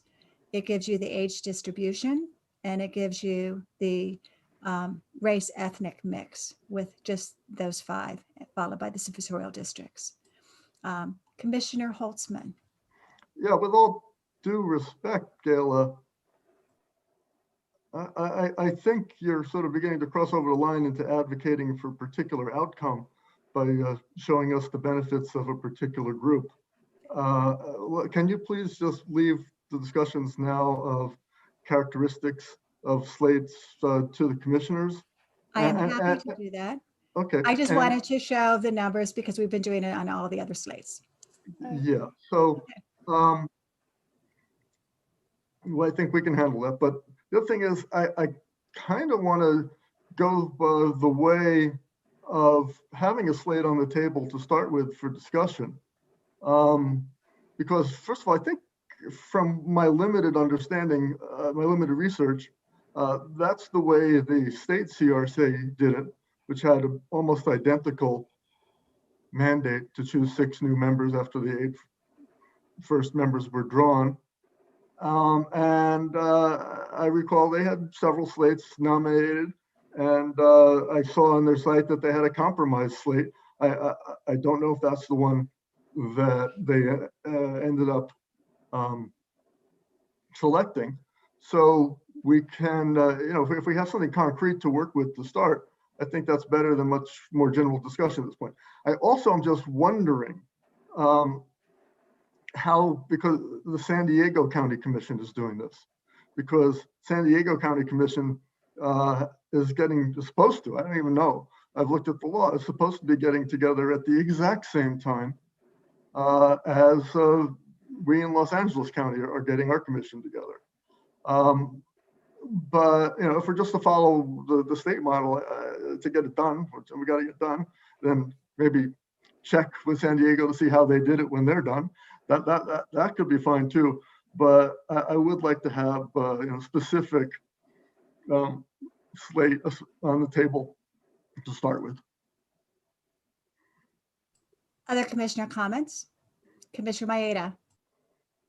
So I haven't heard a second for Commissioner Stetcher's amended motion. I think his initial motion may well have achieved some traction. If there's opposition to a slate of less than 6, then we shouldn't, I would suggest not having any motion along those lines. And I'm happy to advocate for that slate of 5 plus 1. But if we don't want to put that on the table as a slate and vote on that, I understand. But at some appropriate point, I'd like to talk on behalf of the 5 plurality plus 1. So you are proposing to go back to the original motion and not do the amended motion at this time?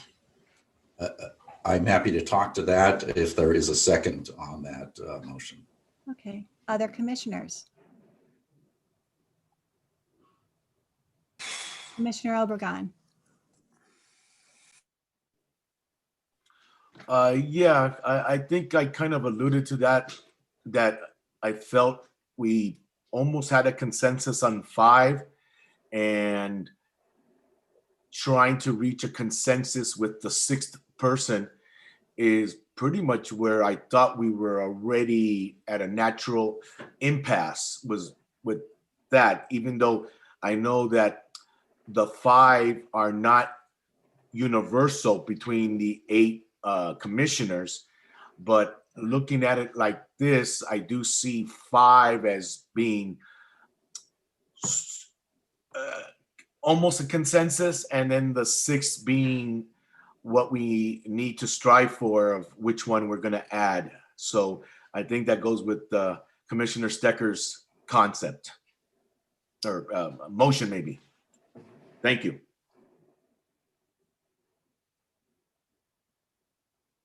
Commissioner Holtzman, followed by Commissioner Franklin. In response to that, Commissioner Obregon, I would say there's no consensus on Mark Mendoza because that's only 50%. That's not even a majority. The other 4 perhaps are approaching consensus. But I just wanted to throw that out there. Maybe the motion should be limited to the top 4 if you're going to do that. But again, I'm not going to vote for a motion unless it includes 6. Commissioner Franklin. Yes, my issue is the recommendation. Well, it wasn't really a recommendation, but it was an analysis in a sense regarding the makeup of the county and the demographics as it relates to Republicans, Democrats, and so forth. I can see recommending 1 Republican, but 2 Republicans and 1 being white, which would make it not looking like it's top heavy with white and not with African American, neither with an Indian, Asian. That's my issue. So that's where I have an issue. The slate of, not slate, but the 5 recommendations I agree with, but the issue of the 6, who would we be recommending as far as a 6, and then recommending another Republican, which would be 2 Republicans, and increasing it with a white woman. I have an issue with that. Commissioner Maeda, I think your hand was up, followed by Commissioner Vento. No? Commissioner Vento. So I just wanted to ask the other commissioners this, at least this, does everybody agree with the, at least, let's just say the first 4, Carolyn Williams, Dorina Wong, Apollino Morales, and Sarah Soto? Is everybody on page on that? That's what I'm just kind of curious I mean, at least, okay. And Holtzman, you're not, Commissioner Holtzman, you're not. Okay. Does everybody agree? Let me just ask you this. Does everybody agree with the top 3, Carolyn Williams, Dorina Wong, and Apollino Morales? I was just curious. Yeah. Okay. No. Okay. Does everybody agree with the top 2? I'm just asking. I'm just trying to figure out some consensus here, everyone. So I'm just trying to see. So, could I just ask a couple questions? Because it seemed like a majority of you, at least from what I saw from facial expressions or hand movements, I did agree with the top 4: Carolyn Williams, Dorina Wong, Apollino Morales, and Sarah Soto. How many of you agreed with that? Those top 4 right there? Can I just see a raise of hands? Okay, so. And let me point out, this is not an official roll call, Commissioner Vento. You are just listening. No, and I'm not putting any motions forward. I'm just trying to get an idea of where we are as a group. That's what I'm just trying to. So, Commissioner Holtzman, are you the only one that didn't agree with the top 4? Am I correct on that? I don't know. First of all, I don't agree with considering less than 6 candidates at a time because there's balance to be had. And second of all, I prefer a different African-American. I prefer Elizabeth Johnson to Carolyn Williams. Okay. For various reasons, which I could detail, but that's where I am right now. So so let me just get this straight. You want us to look at 6 as a whole, at least. Am I correct? Yeah, that's what I would like us to be discussing. Some say a slate of 6, which we could then modify, but that's what I'd like to be starting with. Okay. All right. Thank you. Commissioner Stetcher. Sorry. Commissioner Stetcher, please. I hit the think wrong Commissioner button. Maeda was ahead of me. Oh, I'm sorry, Commissioner Maeda. I think it's going to be extremely difficult to get a slate of 6 by motion to discuss because I think people are going to be resistant if it's not their exact 6 or if they're concerned about 1 or 2 others.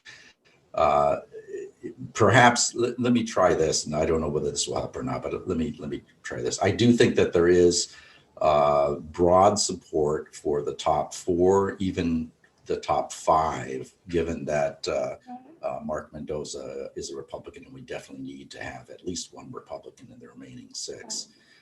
Let me just state, though, I think we should all acknowledge if we're selecting candidates from scratch from the pool of, let's say, 52 candidates, we would not be having, there would be a different candidate mix, right? For me, Margaret Milligan, Dan Woods, Lawrence Harris, Christopher Castaneda would have been in that mix. But by virtue of ping pong ball lottery, accidents of gender, geography, and race, they're not going to be in the mix for me in terms of the balance. I do think that there's broad consensus, not consensus, but broad support for having Carolyn Williams, Dorina Wong, Apollonia Morales, Cyrus Soto, and Mark Mendoza. If you look at just that group of 5, apart from gender, which we definitely would want, I think we should all consider having the 6th person in that group be a female. Then I think we have rough gender parity. We have pretty good parity or representation in terms of party. We have excellent representation in terms of supervisorial district. So I don't think we need to focus on adding 1 more in any particular district in order to achieve more balance. So I think we have a very nice balanced group right there. The question is what happens to the 5th? If we're going to consider adding 1 more from any one supervisorial district, I would say we should give consideration to adding 1 more in District 5.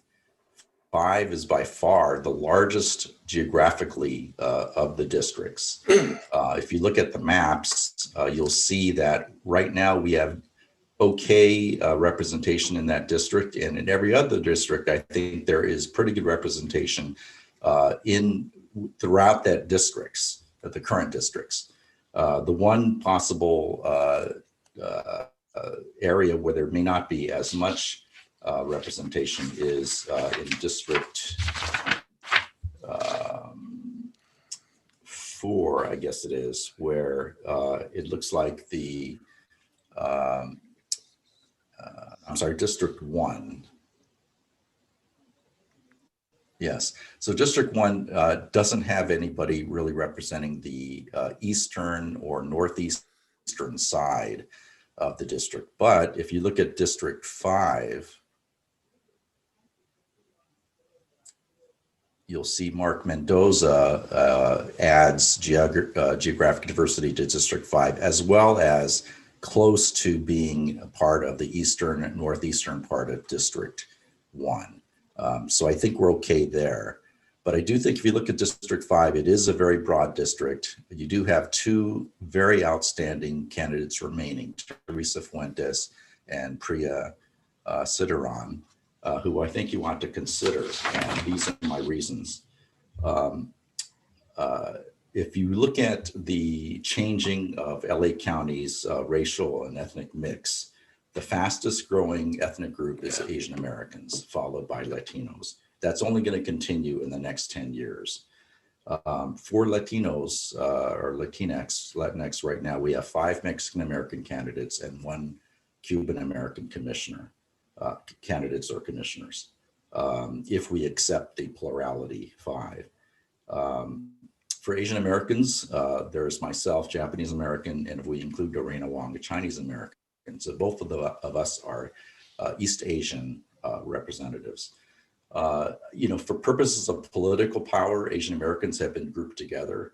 But actually, in terms of our different interests, characteristics, neighborhood patterns, et cetera, we're quite different. We all speak different languages, home languages, different kinds of neighborhoods and so forth. And Also, I've done a little bit of research, and I know that from there's statistics showing that from 2000 to 2017, Pakistani population increase in LA County went up by 124%.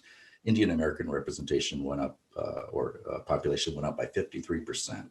We don't have any representation among South Asians or Southeast Asians. Whereas compared to the Latinx community, there is very significant representation among Mexican Americans already, and the other top candidates are Mexican American. We do have one Cuban American as well, Commissioner. So I would advocate that the best choice for achieving the balance is to take the 5 plurality, and add Priya, and she would be another geographically diverse candidate from District 5, which I think is a large district and can use an additional representative. And she does add a different kind of Asian American perspective to what we would have with Doreen Wong and myself. So that would be my discussion, and I'm happy to make a motion if people want to entertain that motion. Actually, there were 2 commissioner hands up after yours, Commissioner Stetcher, followed by Commissioner Holtzman. And then you can see if I think we continue the discussion and determine then about the motion. Commissioner Stetcher. I was going to second the motion. I thought that was a well-reasoned argument, and it gave us a slate we could discuss as a collective slate of 6. If Commissioner Maeda will agree to make the motion. Good. I would suggest that we receive Commissioner Holtzman's comment, and then I believe Commissioner Stetcher, since you've made a motion, it would require you to withdraw it, and then Commissioner Maeda would make a new motion. But independent legal counsel, please advise on that in terms of what would be the proper procedure. But let's hear from Commissioner Holtzman, then we'll decide how to proceed with the motions, okay? Okay, but before, you know what, okay, all right. I thought I was going to give Commissioner Stetcher a chance to withdraw his motion. That's fine. In terms of what Commissioner Maeda was just talking about, first of all, I do think we have enough representation from District 5 right now. That's my district. It might be nice to have another one. But again, as I've pointed out before, I don't think, district by district representation on our commission is all that important. What I do want to point out is on the slide that's on the screen right now, the decision of which rows to shade was not a decision that came from this commission. It was, sort of imposed on us by the values of Gala. And I don't think a 50% can be considered anything close to a consensus and shouldn't be considered top in any way.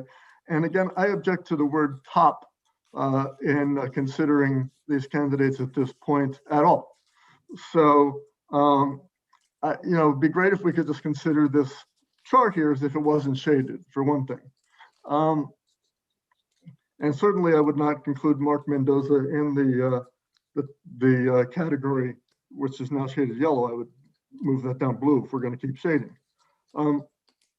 But in terms of also what we seem to be working towards, we should keep in mind that the one specific quantitative requirement of the state law, which establishes our commission, is that we have a party balance on our commission. And the calculations that I've run through and that Gala has seen now and agrees with suggest that we really need to do 3 Democrats, not 4, 2 Republicans, not 1, and 1 not Democrat, not Republican, as the composition of the slate we eventually adopt. So I would like us to work towards that, and would appreciate it if there is a motion, if that distribution, the party distribution is reflected, so we could comply with the state law. I would like to defer now to Holly Watley in terms of, as independent legal counsel, how to proceed. We have one motion on the floor that has been seconded. We have an amendment that has not been seconded, and we have a potential new motion coming forward. So how would you guide the group, the commissioners? So typically, you act on the most recent motion. The most recent motion was Commissioner Stetcher, who actually amended his original motion, and there has not been a second to that. So he can either withdraw it, or we could just deem it as failed for lack of a second. So we can deem it as failed for lack of a second, and the floor is now open for any new motions. Commissioner Maeda. I'm sorry, did Commissioner Opernella Segura have a comment or question? I thought I saw. Commissioner Maeda, I appreciate your insight. I can see if you decide to place a motion for us to consider, I think we can move forward with that if you decide to place a motion on the floor.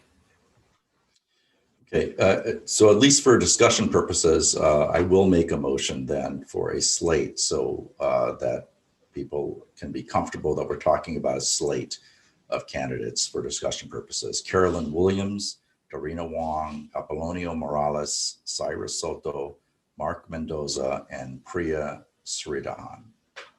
And I apologize, Priya, if I'm butchering your name.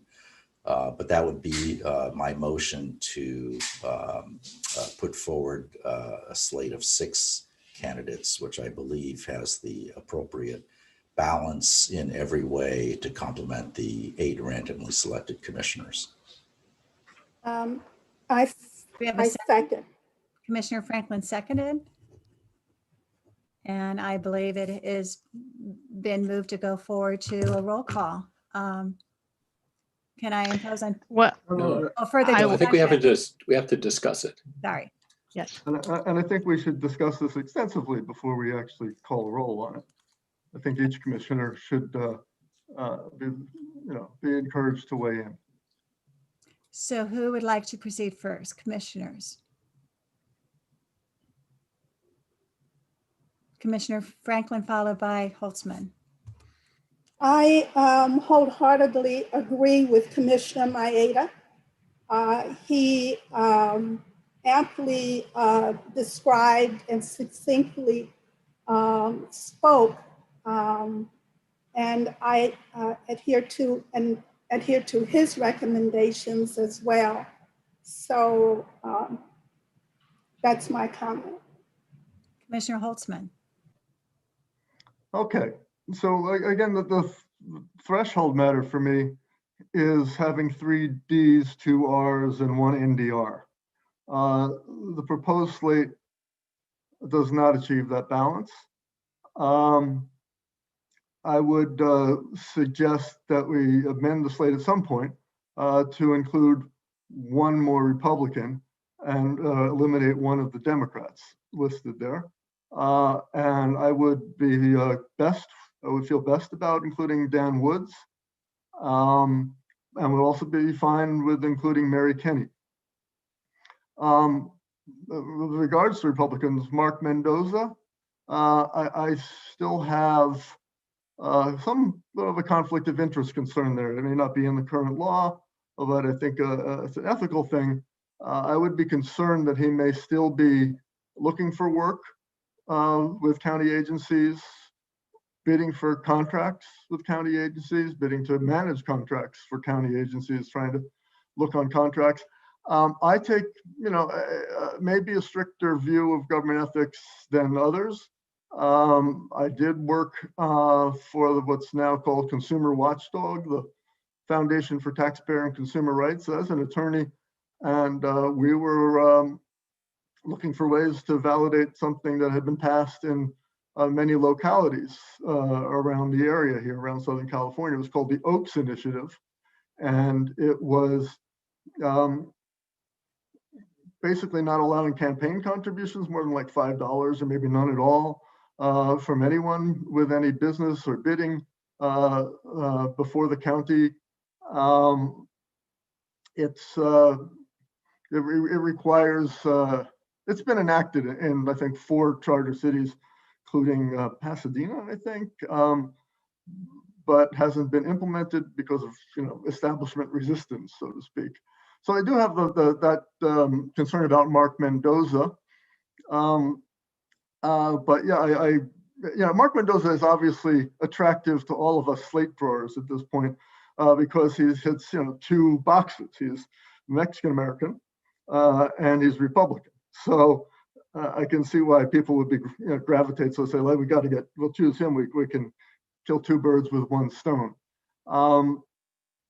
But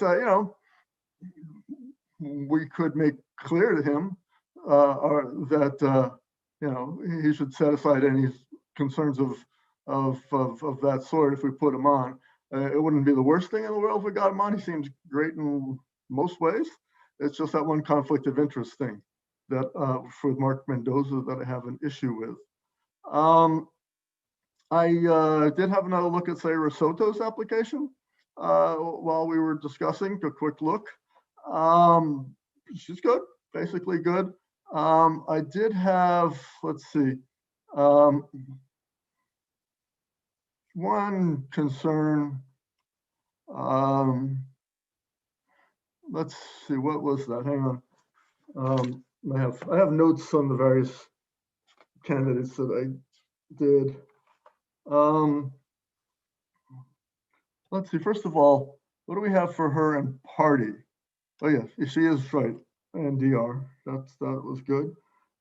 She's union, she's good diversity, but where she has a little bit of weakness is in applying legal requirements, state and federal legal requirements. She's done voter outreach and poll watching things, but I don't see her and others of having to actually interpret and apply legal requirements. But again, having seen the enthusiasm for her, I could see leaving her on the slate. Apollino Morales and Dorina Wong, given the concern about having another Asian American on the commission, I'm fine with that. I can see that. Carolyn Williams, again, I think Carolyn Williams, I would prefer Elizabeth Johnson. They're from adjoining zip codes and similar areas. I see Carolyn Williams as perhaps too establishment, you might say. She's been involved with nonprofits, a lot of nonprofits that and that gives me pause because nonprofits often set the political agenda in our communities. You will see nonprofits often using politicians to fundraise, which benefits both and what have you. And she's been in the position of deciding which nonprofits get money from SoCal Gas. And as I said, and what you should keep in mind is that politicians do kind of have their favorite charities. So it's more like politicians would seek favors from her than she would seek favors from politicians. But anyway, and the other thing is she too doesn't really have experience applying legal requirements. And the decisions she makes are not necessarily impartial, but the decisions she makes are to serve the interests of whatever organization she's working for. In general, that's what I've seen. Whereas Elizabeth Johnson is a retired activist. Let's see, I have her, or I had her application up on the screen. I just liked her for a number of reasons. And hang on, please bear with me here. Here we go. Here we go. Sorry, I closed the file. It's opening now. Oh, and I see this is the one that tells me to use the PDF because I couldn't easily convert it to Word. So I'll go back to the to Acrobat. Again, many apologies for taking so long here. While you're looking at Commissioner Maeda also has had his hand up. Do you want to find that document And in the interest of time, let Commissioner Maeda speak, and then we'll return to you. I think I can find it real quickly now that I know where to look for it. And I found it. Here it is. Okay, so yeah, so she's good on diversity from where she grew up near the projects, etc.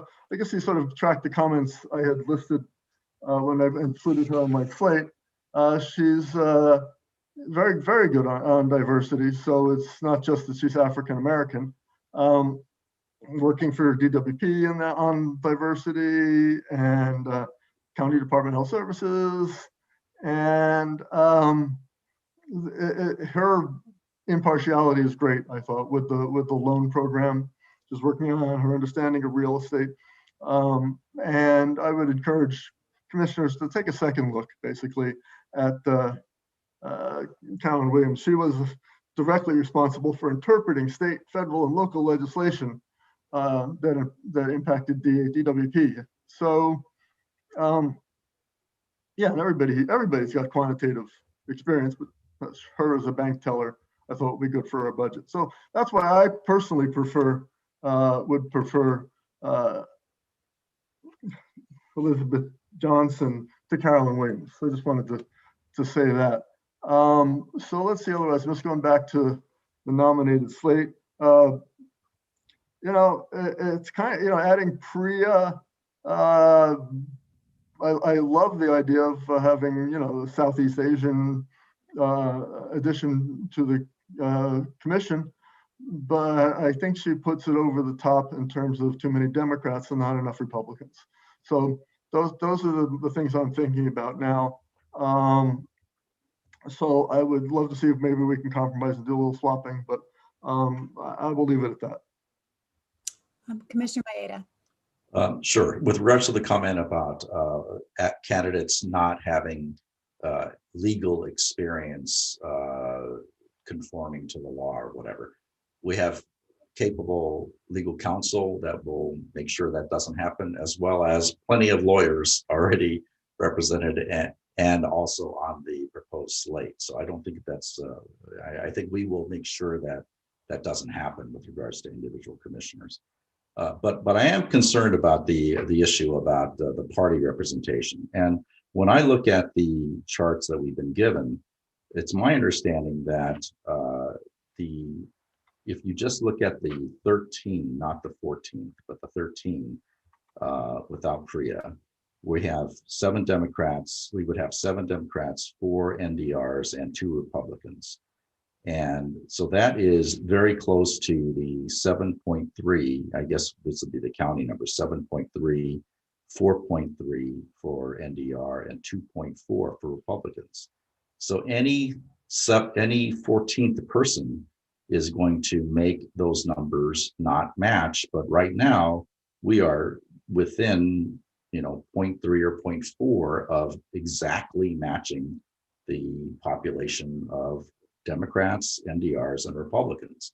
So I don't quite understand the thought that we have to have another Republican, because it seems to me having another Republican would make more representation of Republicans than there is in the county, just as having one more Democrat would have more representation of Democrats, and having an NDR would have the same. In other words, we're going to be off by one person because you can't split a person. And so I don't understand why there's the desire that Commissioner Holtzman have to ensure that that last person is a Republican. But maybe you can enlighten us on that. Actually, Commissioner Stetcher's hand was up next, followed by Holtzman. Yes, and I was going to speak to the same thing. It seems to me that the major objection that Commissioner Holtzman raised was about party representation. And I think we are now dealing with small fractions. And while 2.4 exceeds 2 by more than 4.3 exceeds 4, or 7.3 exceeds 7, we are not allowed to use a strict formula or ratio to make these choices. And so I think any additional person of any party would be consistent with our charge, which is to be broadly representative without being formulaic.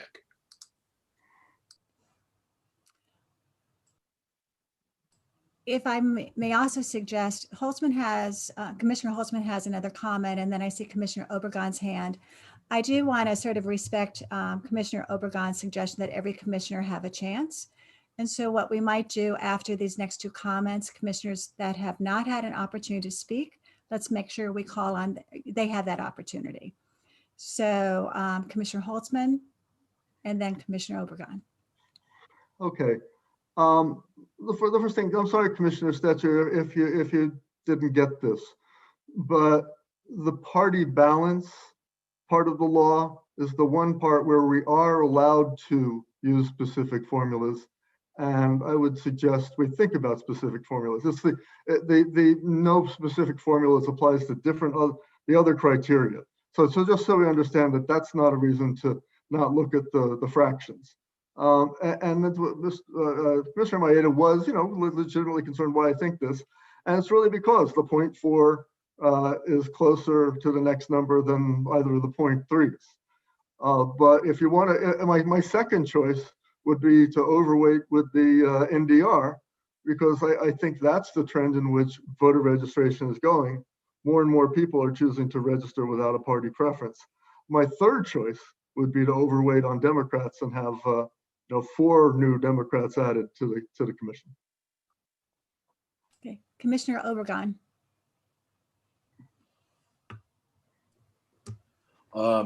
In listening to the conversations,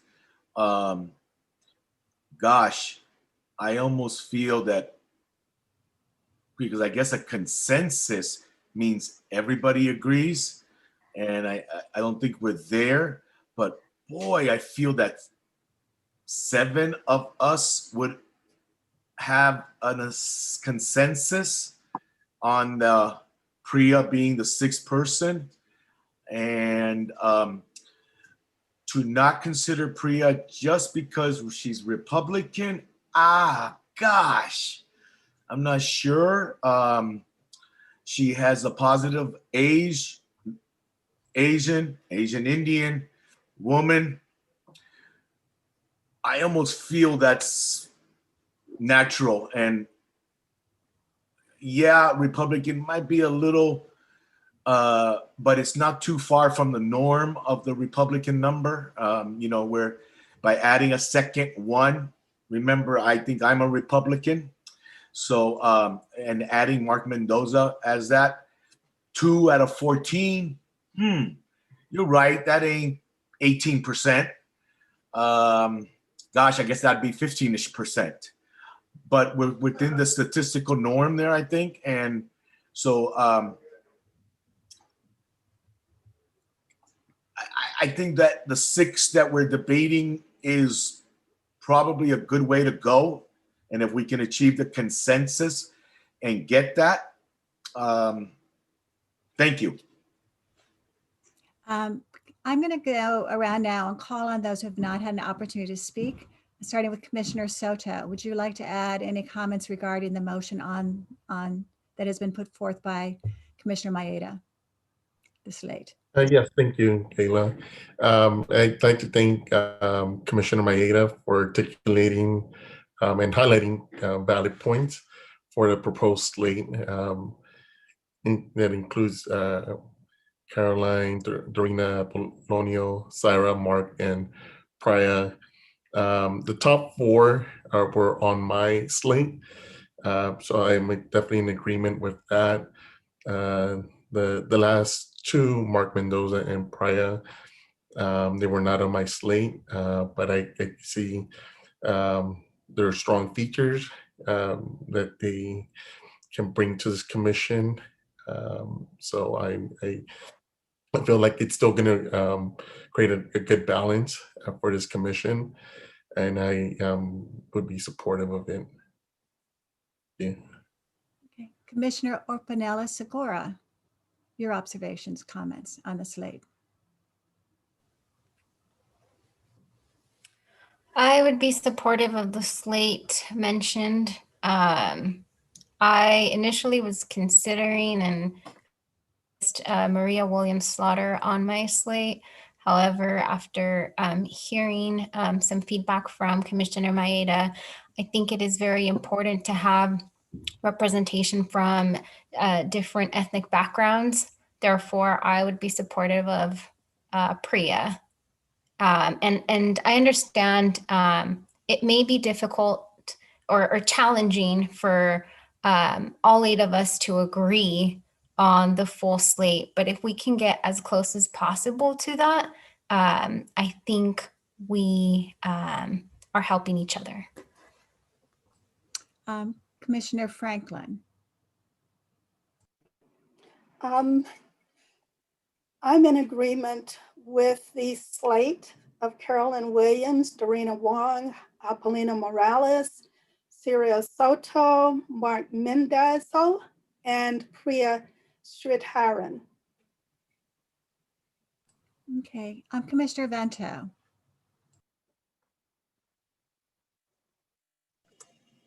So I like these candidates, but I did want to point one thing out. And I'm torn between Priya and Maria Williams Slaughter, and this is my rationale. Priya does serve South Pasadena, and I believe we already have existing commissioners that are touching or right by her district. So that is something to consider. I just want to throw this out there. Maria Williams Slaughter is 52. She's from Lakewood. She does bring a lot of diversity to the team. So that's what I'm just looking at, her skill set and what she brings. So, I mean, I'll go either way with what the commission wants, but I did want to just highlight that Maria Williams Slaughter was one that I really considered that stood out as a very strong candidate for our commission. Have all the commissioners had an opportunity to speak on this motion, this slate? Do you feel comfortable that we can take a roll call at this point on it? And then if it does not pass, then Commissioner Vento, you may want to consider a different slate. Commissioner Holtzman. I'm sorry, I think it's urgent at this point. I was just considering Mark Mendoza's potential conflict of interest in terms of general principles, but now I've actually looked at the law governing our commission, and I'd like to point out that section 21532 election code, paragraph D, subparagraph 4, subparagraph B. So it's 21532 D4 capital B, says that a commissioner shall not have within the last 10 years done this: served as an employee of or paid consultant for elected representative at the local, state, or federal level representing the county of Los Angeles. So I know that's about serving for an elected representative, but the Metro Board is really composed of elected representatives. And they're the ones who make decisions about the contracting. So I just wanted to point that out to people. I'm sure Holly Watley will say, well, it wasn't directly working for the elected representative. He was working for the Metro Board, but I just want to point out that I just found that in the law. I believe we also have a hand up from Commissioner Orpinella Segura. Do you want to have independent legal counsel weigh in on that comment before making your comment, Commissioner Orpinella Segura, or? It was just a question. I don't have the application up. Was it Metro MTA or Metro Metropolitan Water District? Oh, Metro MTA, also San Gabriel Council of Governments, LA County Sanitation District. So if we can hear from LA County Flood. What's that? If we can hear feedback from our general counsel to weigh on this, please. Yeah. Yes, Commissioner Holtzman anticipating my response a little bit. It is true that that section that he points out, it talks about being employed by an elected representative. So it's focusing on whether you have worked directly employed directly or consulted with an elected representative, as opposed to the body, the jurisdiction that the person is elected to. So that technically is correct. I do think Commissioner Holtzman just generally is raising an issue that is valid for consideration, even though technically I do believe that the candidate satisfies the criteria technically. But I do think it is something you can consider in a broader sense. Thank you. I believe that Commissioner Soto's hand was up right prior to independent legal counsel. And then I know we have Orpanella and Stetcher. Yes, I just had a comment or a question just to verify. All of the applications, the 16 applications that were screened and by the LA County Registrar-Recorder's office, I believe they already pre-screened for any conflicts. So I think all of the applications should have met all the laws. Otherwise Mark Mendoza or anyone else wouldn't have qualified to be on the top 60 list. So I think, technically, I think, just like Holly mentioned, yeah, he met the criteria. So I think we should be okay. And that's it. Okay. We have Commissioner Orpanella Segura, followed by Stetcher, followed by Maeda. I was just going to mention what Commissioner Soto shared. I think, the applications were reviewed by the reviewing committee. So, and given our legal counsel's feedback, I think I would be comfortable and have confidence that he is clear for serving on this commission, he being Mark Mendoza. Commissioner Stetcher. Sorry, Commissioner Maeda then.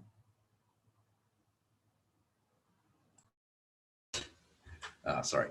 I just want to point out that the MTA board consists of 14 members, of which 5 are the existing supervisors in the county, but also other folks, the mayor, there's council members, and I'm not sure how the other people are chosen, probably appointees of city council or so forth. But it's not as if there's a board of 5 supervisors and they're the bosses of Mark Mendoza. Of course, a lot of those people want to be supervisors too, eventually.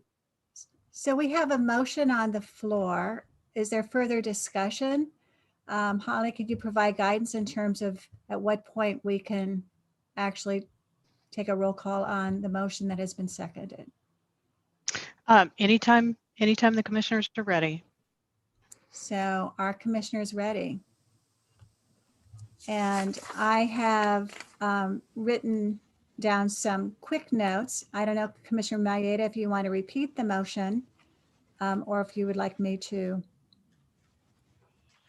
I lost the slide that has the folks on, so because I turned to something else, but oh, here they are. Okay, so I move the randomly selected members of the LA County Citizens Redistricting Commission that we approve, I guess, the following 6 candidates to be added to the commission: Carolyn Williams, Dorina Wong, Apollonio Morales, Cyrus Soto, Mark Mendoza, and Priya Sridharan.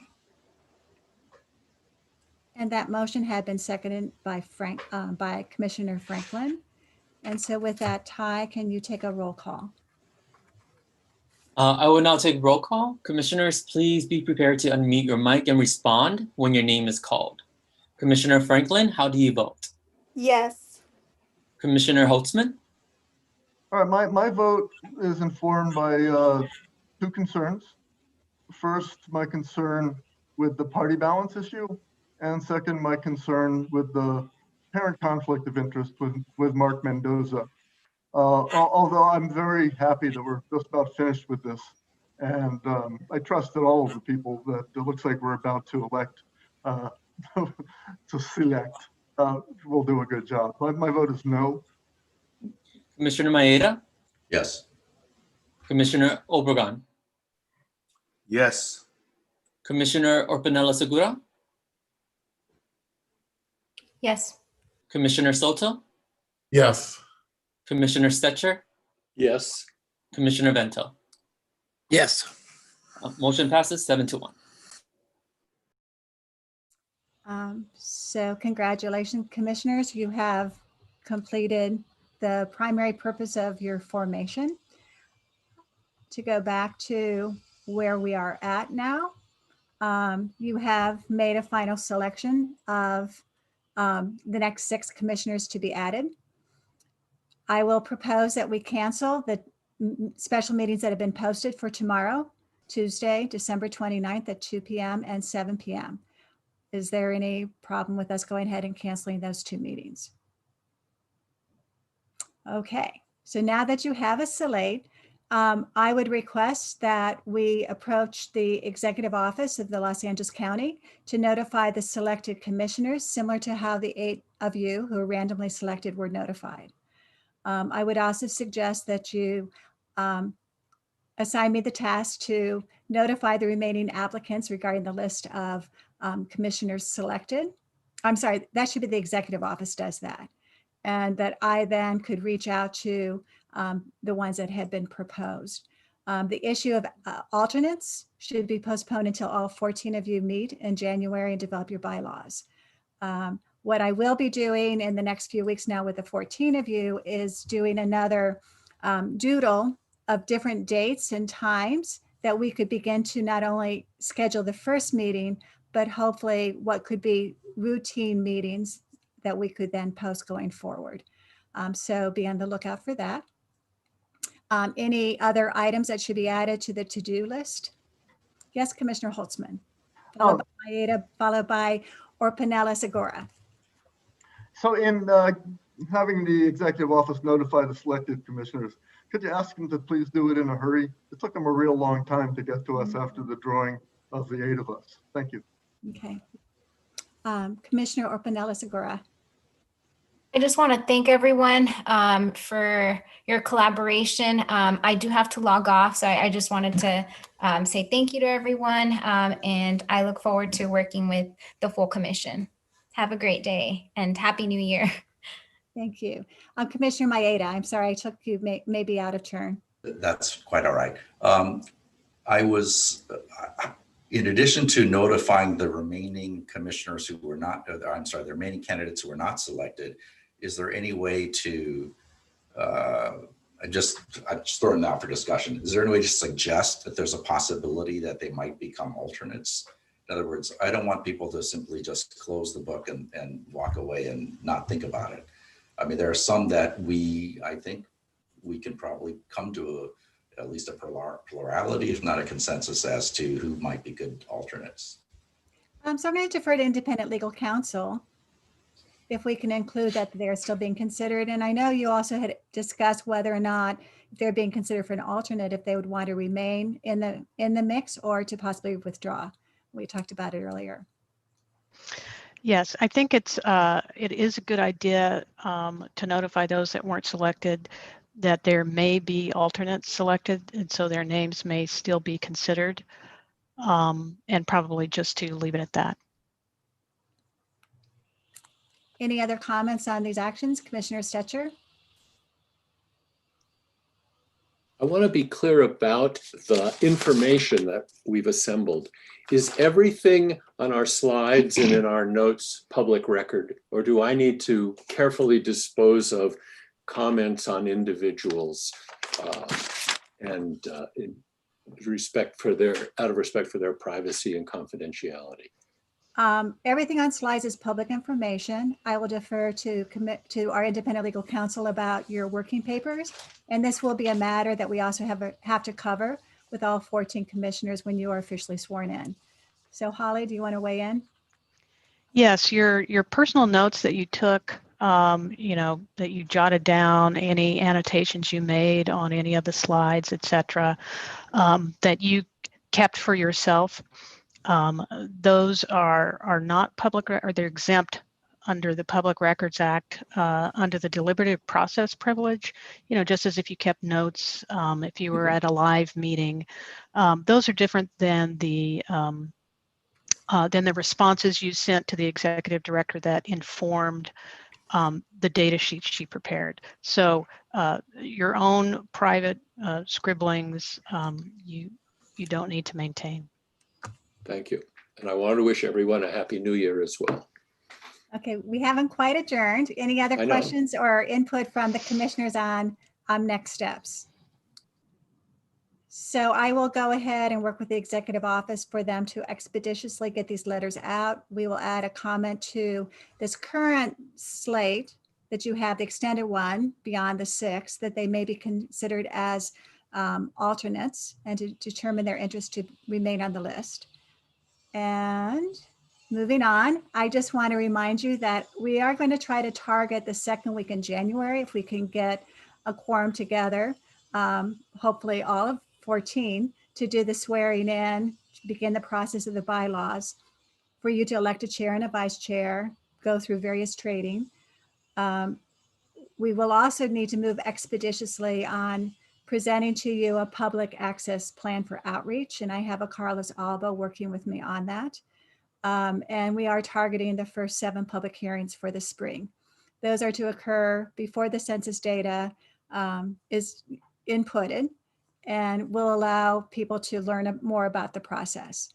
During the summer, we hope to get the census data. You'll be trained on the software, as will the public, to be using for the mapping. That we hope will also occur in the summer. We are dependent upon the US Census Bureau in terms of receipt of the data. Once the data are officially downloaded into the software, the public and organizations and yourselves could begin to work with it. And we will have various groups, I'm sure, submit proposed redistricting maps for you to look at. You will hear comments on public comments about that, and you'll receive them. And then you will develop your proposals, and there will be 2 more public hearings responding to those. Again, our target completion date for all of this, the latest it can be, is December 15th. And again, we'll go over this timeline and we'll develop a more detailed calendar for the year. So moving on to agenda item miscellaneous, number 3. We have decided, as we did on Saturday, in the interest of time and a holiday, and given how expeditious this had to be, that since the Brown Act does not require at special meetings that there be public comments for matters not on the agenda, we will be forgoing that today. Agenda item number 3, matters not posted. Commissioners, do we have any matters not posted to be placed on future agendas? Commissioner Holtzman. Just briefly, following up on my comment about doing a land acknowledgement, I wanted to let my fellow commissioners and everybody know that I've reached out to a friend who has presented on how to do those, and I'm working towards that, and I hope we can include those on our future agendas. Okay. Any other And Happy items? New Year, everyone. Oh, Commissioner Stetcher has now added a frivolity. So with there being no further matters of adjournment, congratulations. You have selected the 14 commissioners going forward into 2021. I wish you a wonderful conclusion to the end of this year and to a much brighter and healthier 2021 for all. So with that, the meeting Thank you. Happy New Year, everyone. Thank you, Gayla, Ty, and Holly, for your hard work on this. I know a lot of weekends and holidays, so appreciate it. Thank you, everybody. Thank Happy New Year all. Thank you. Looking forward to Bye. seeing you all next year.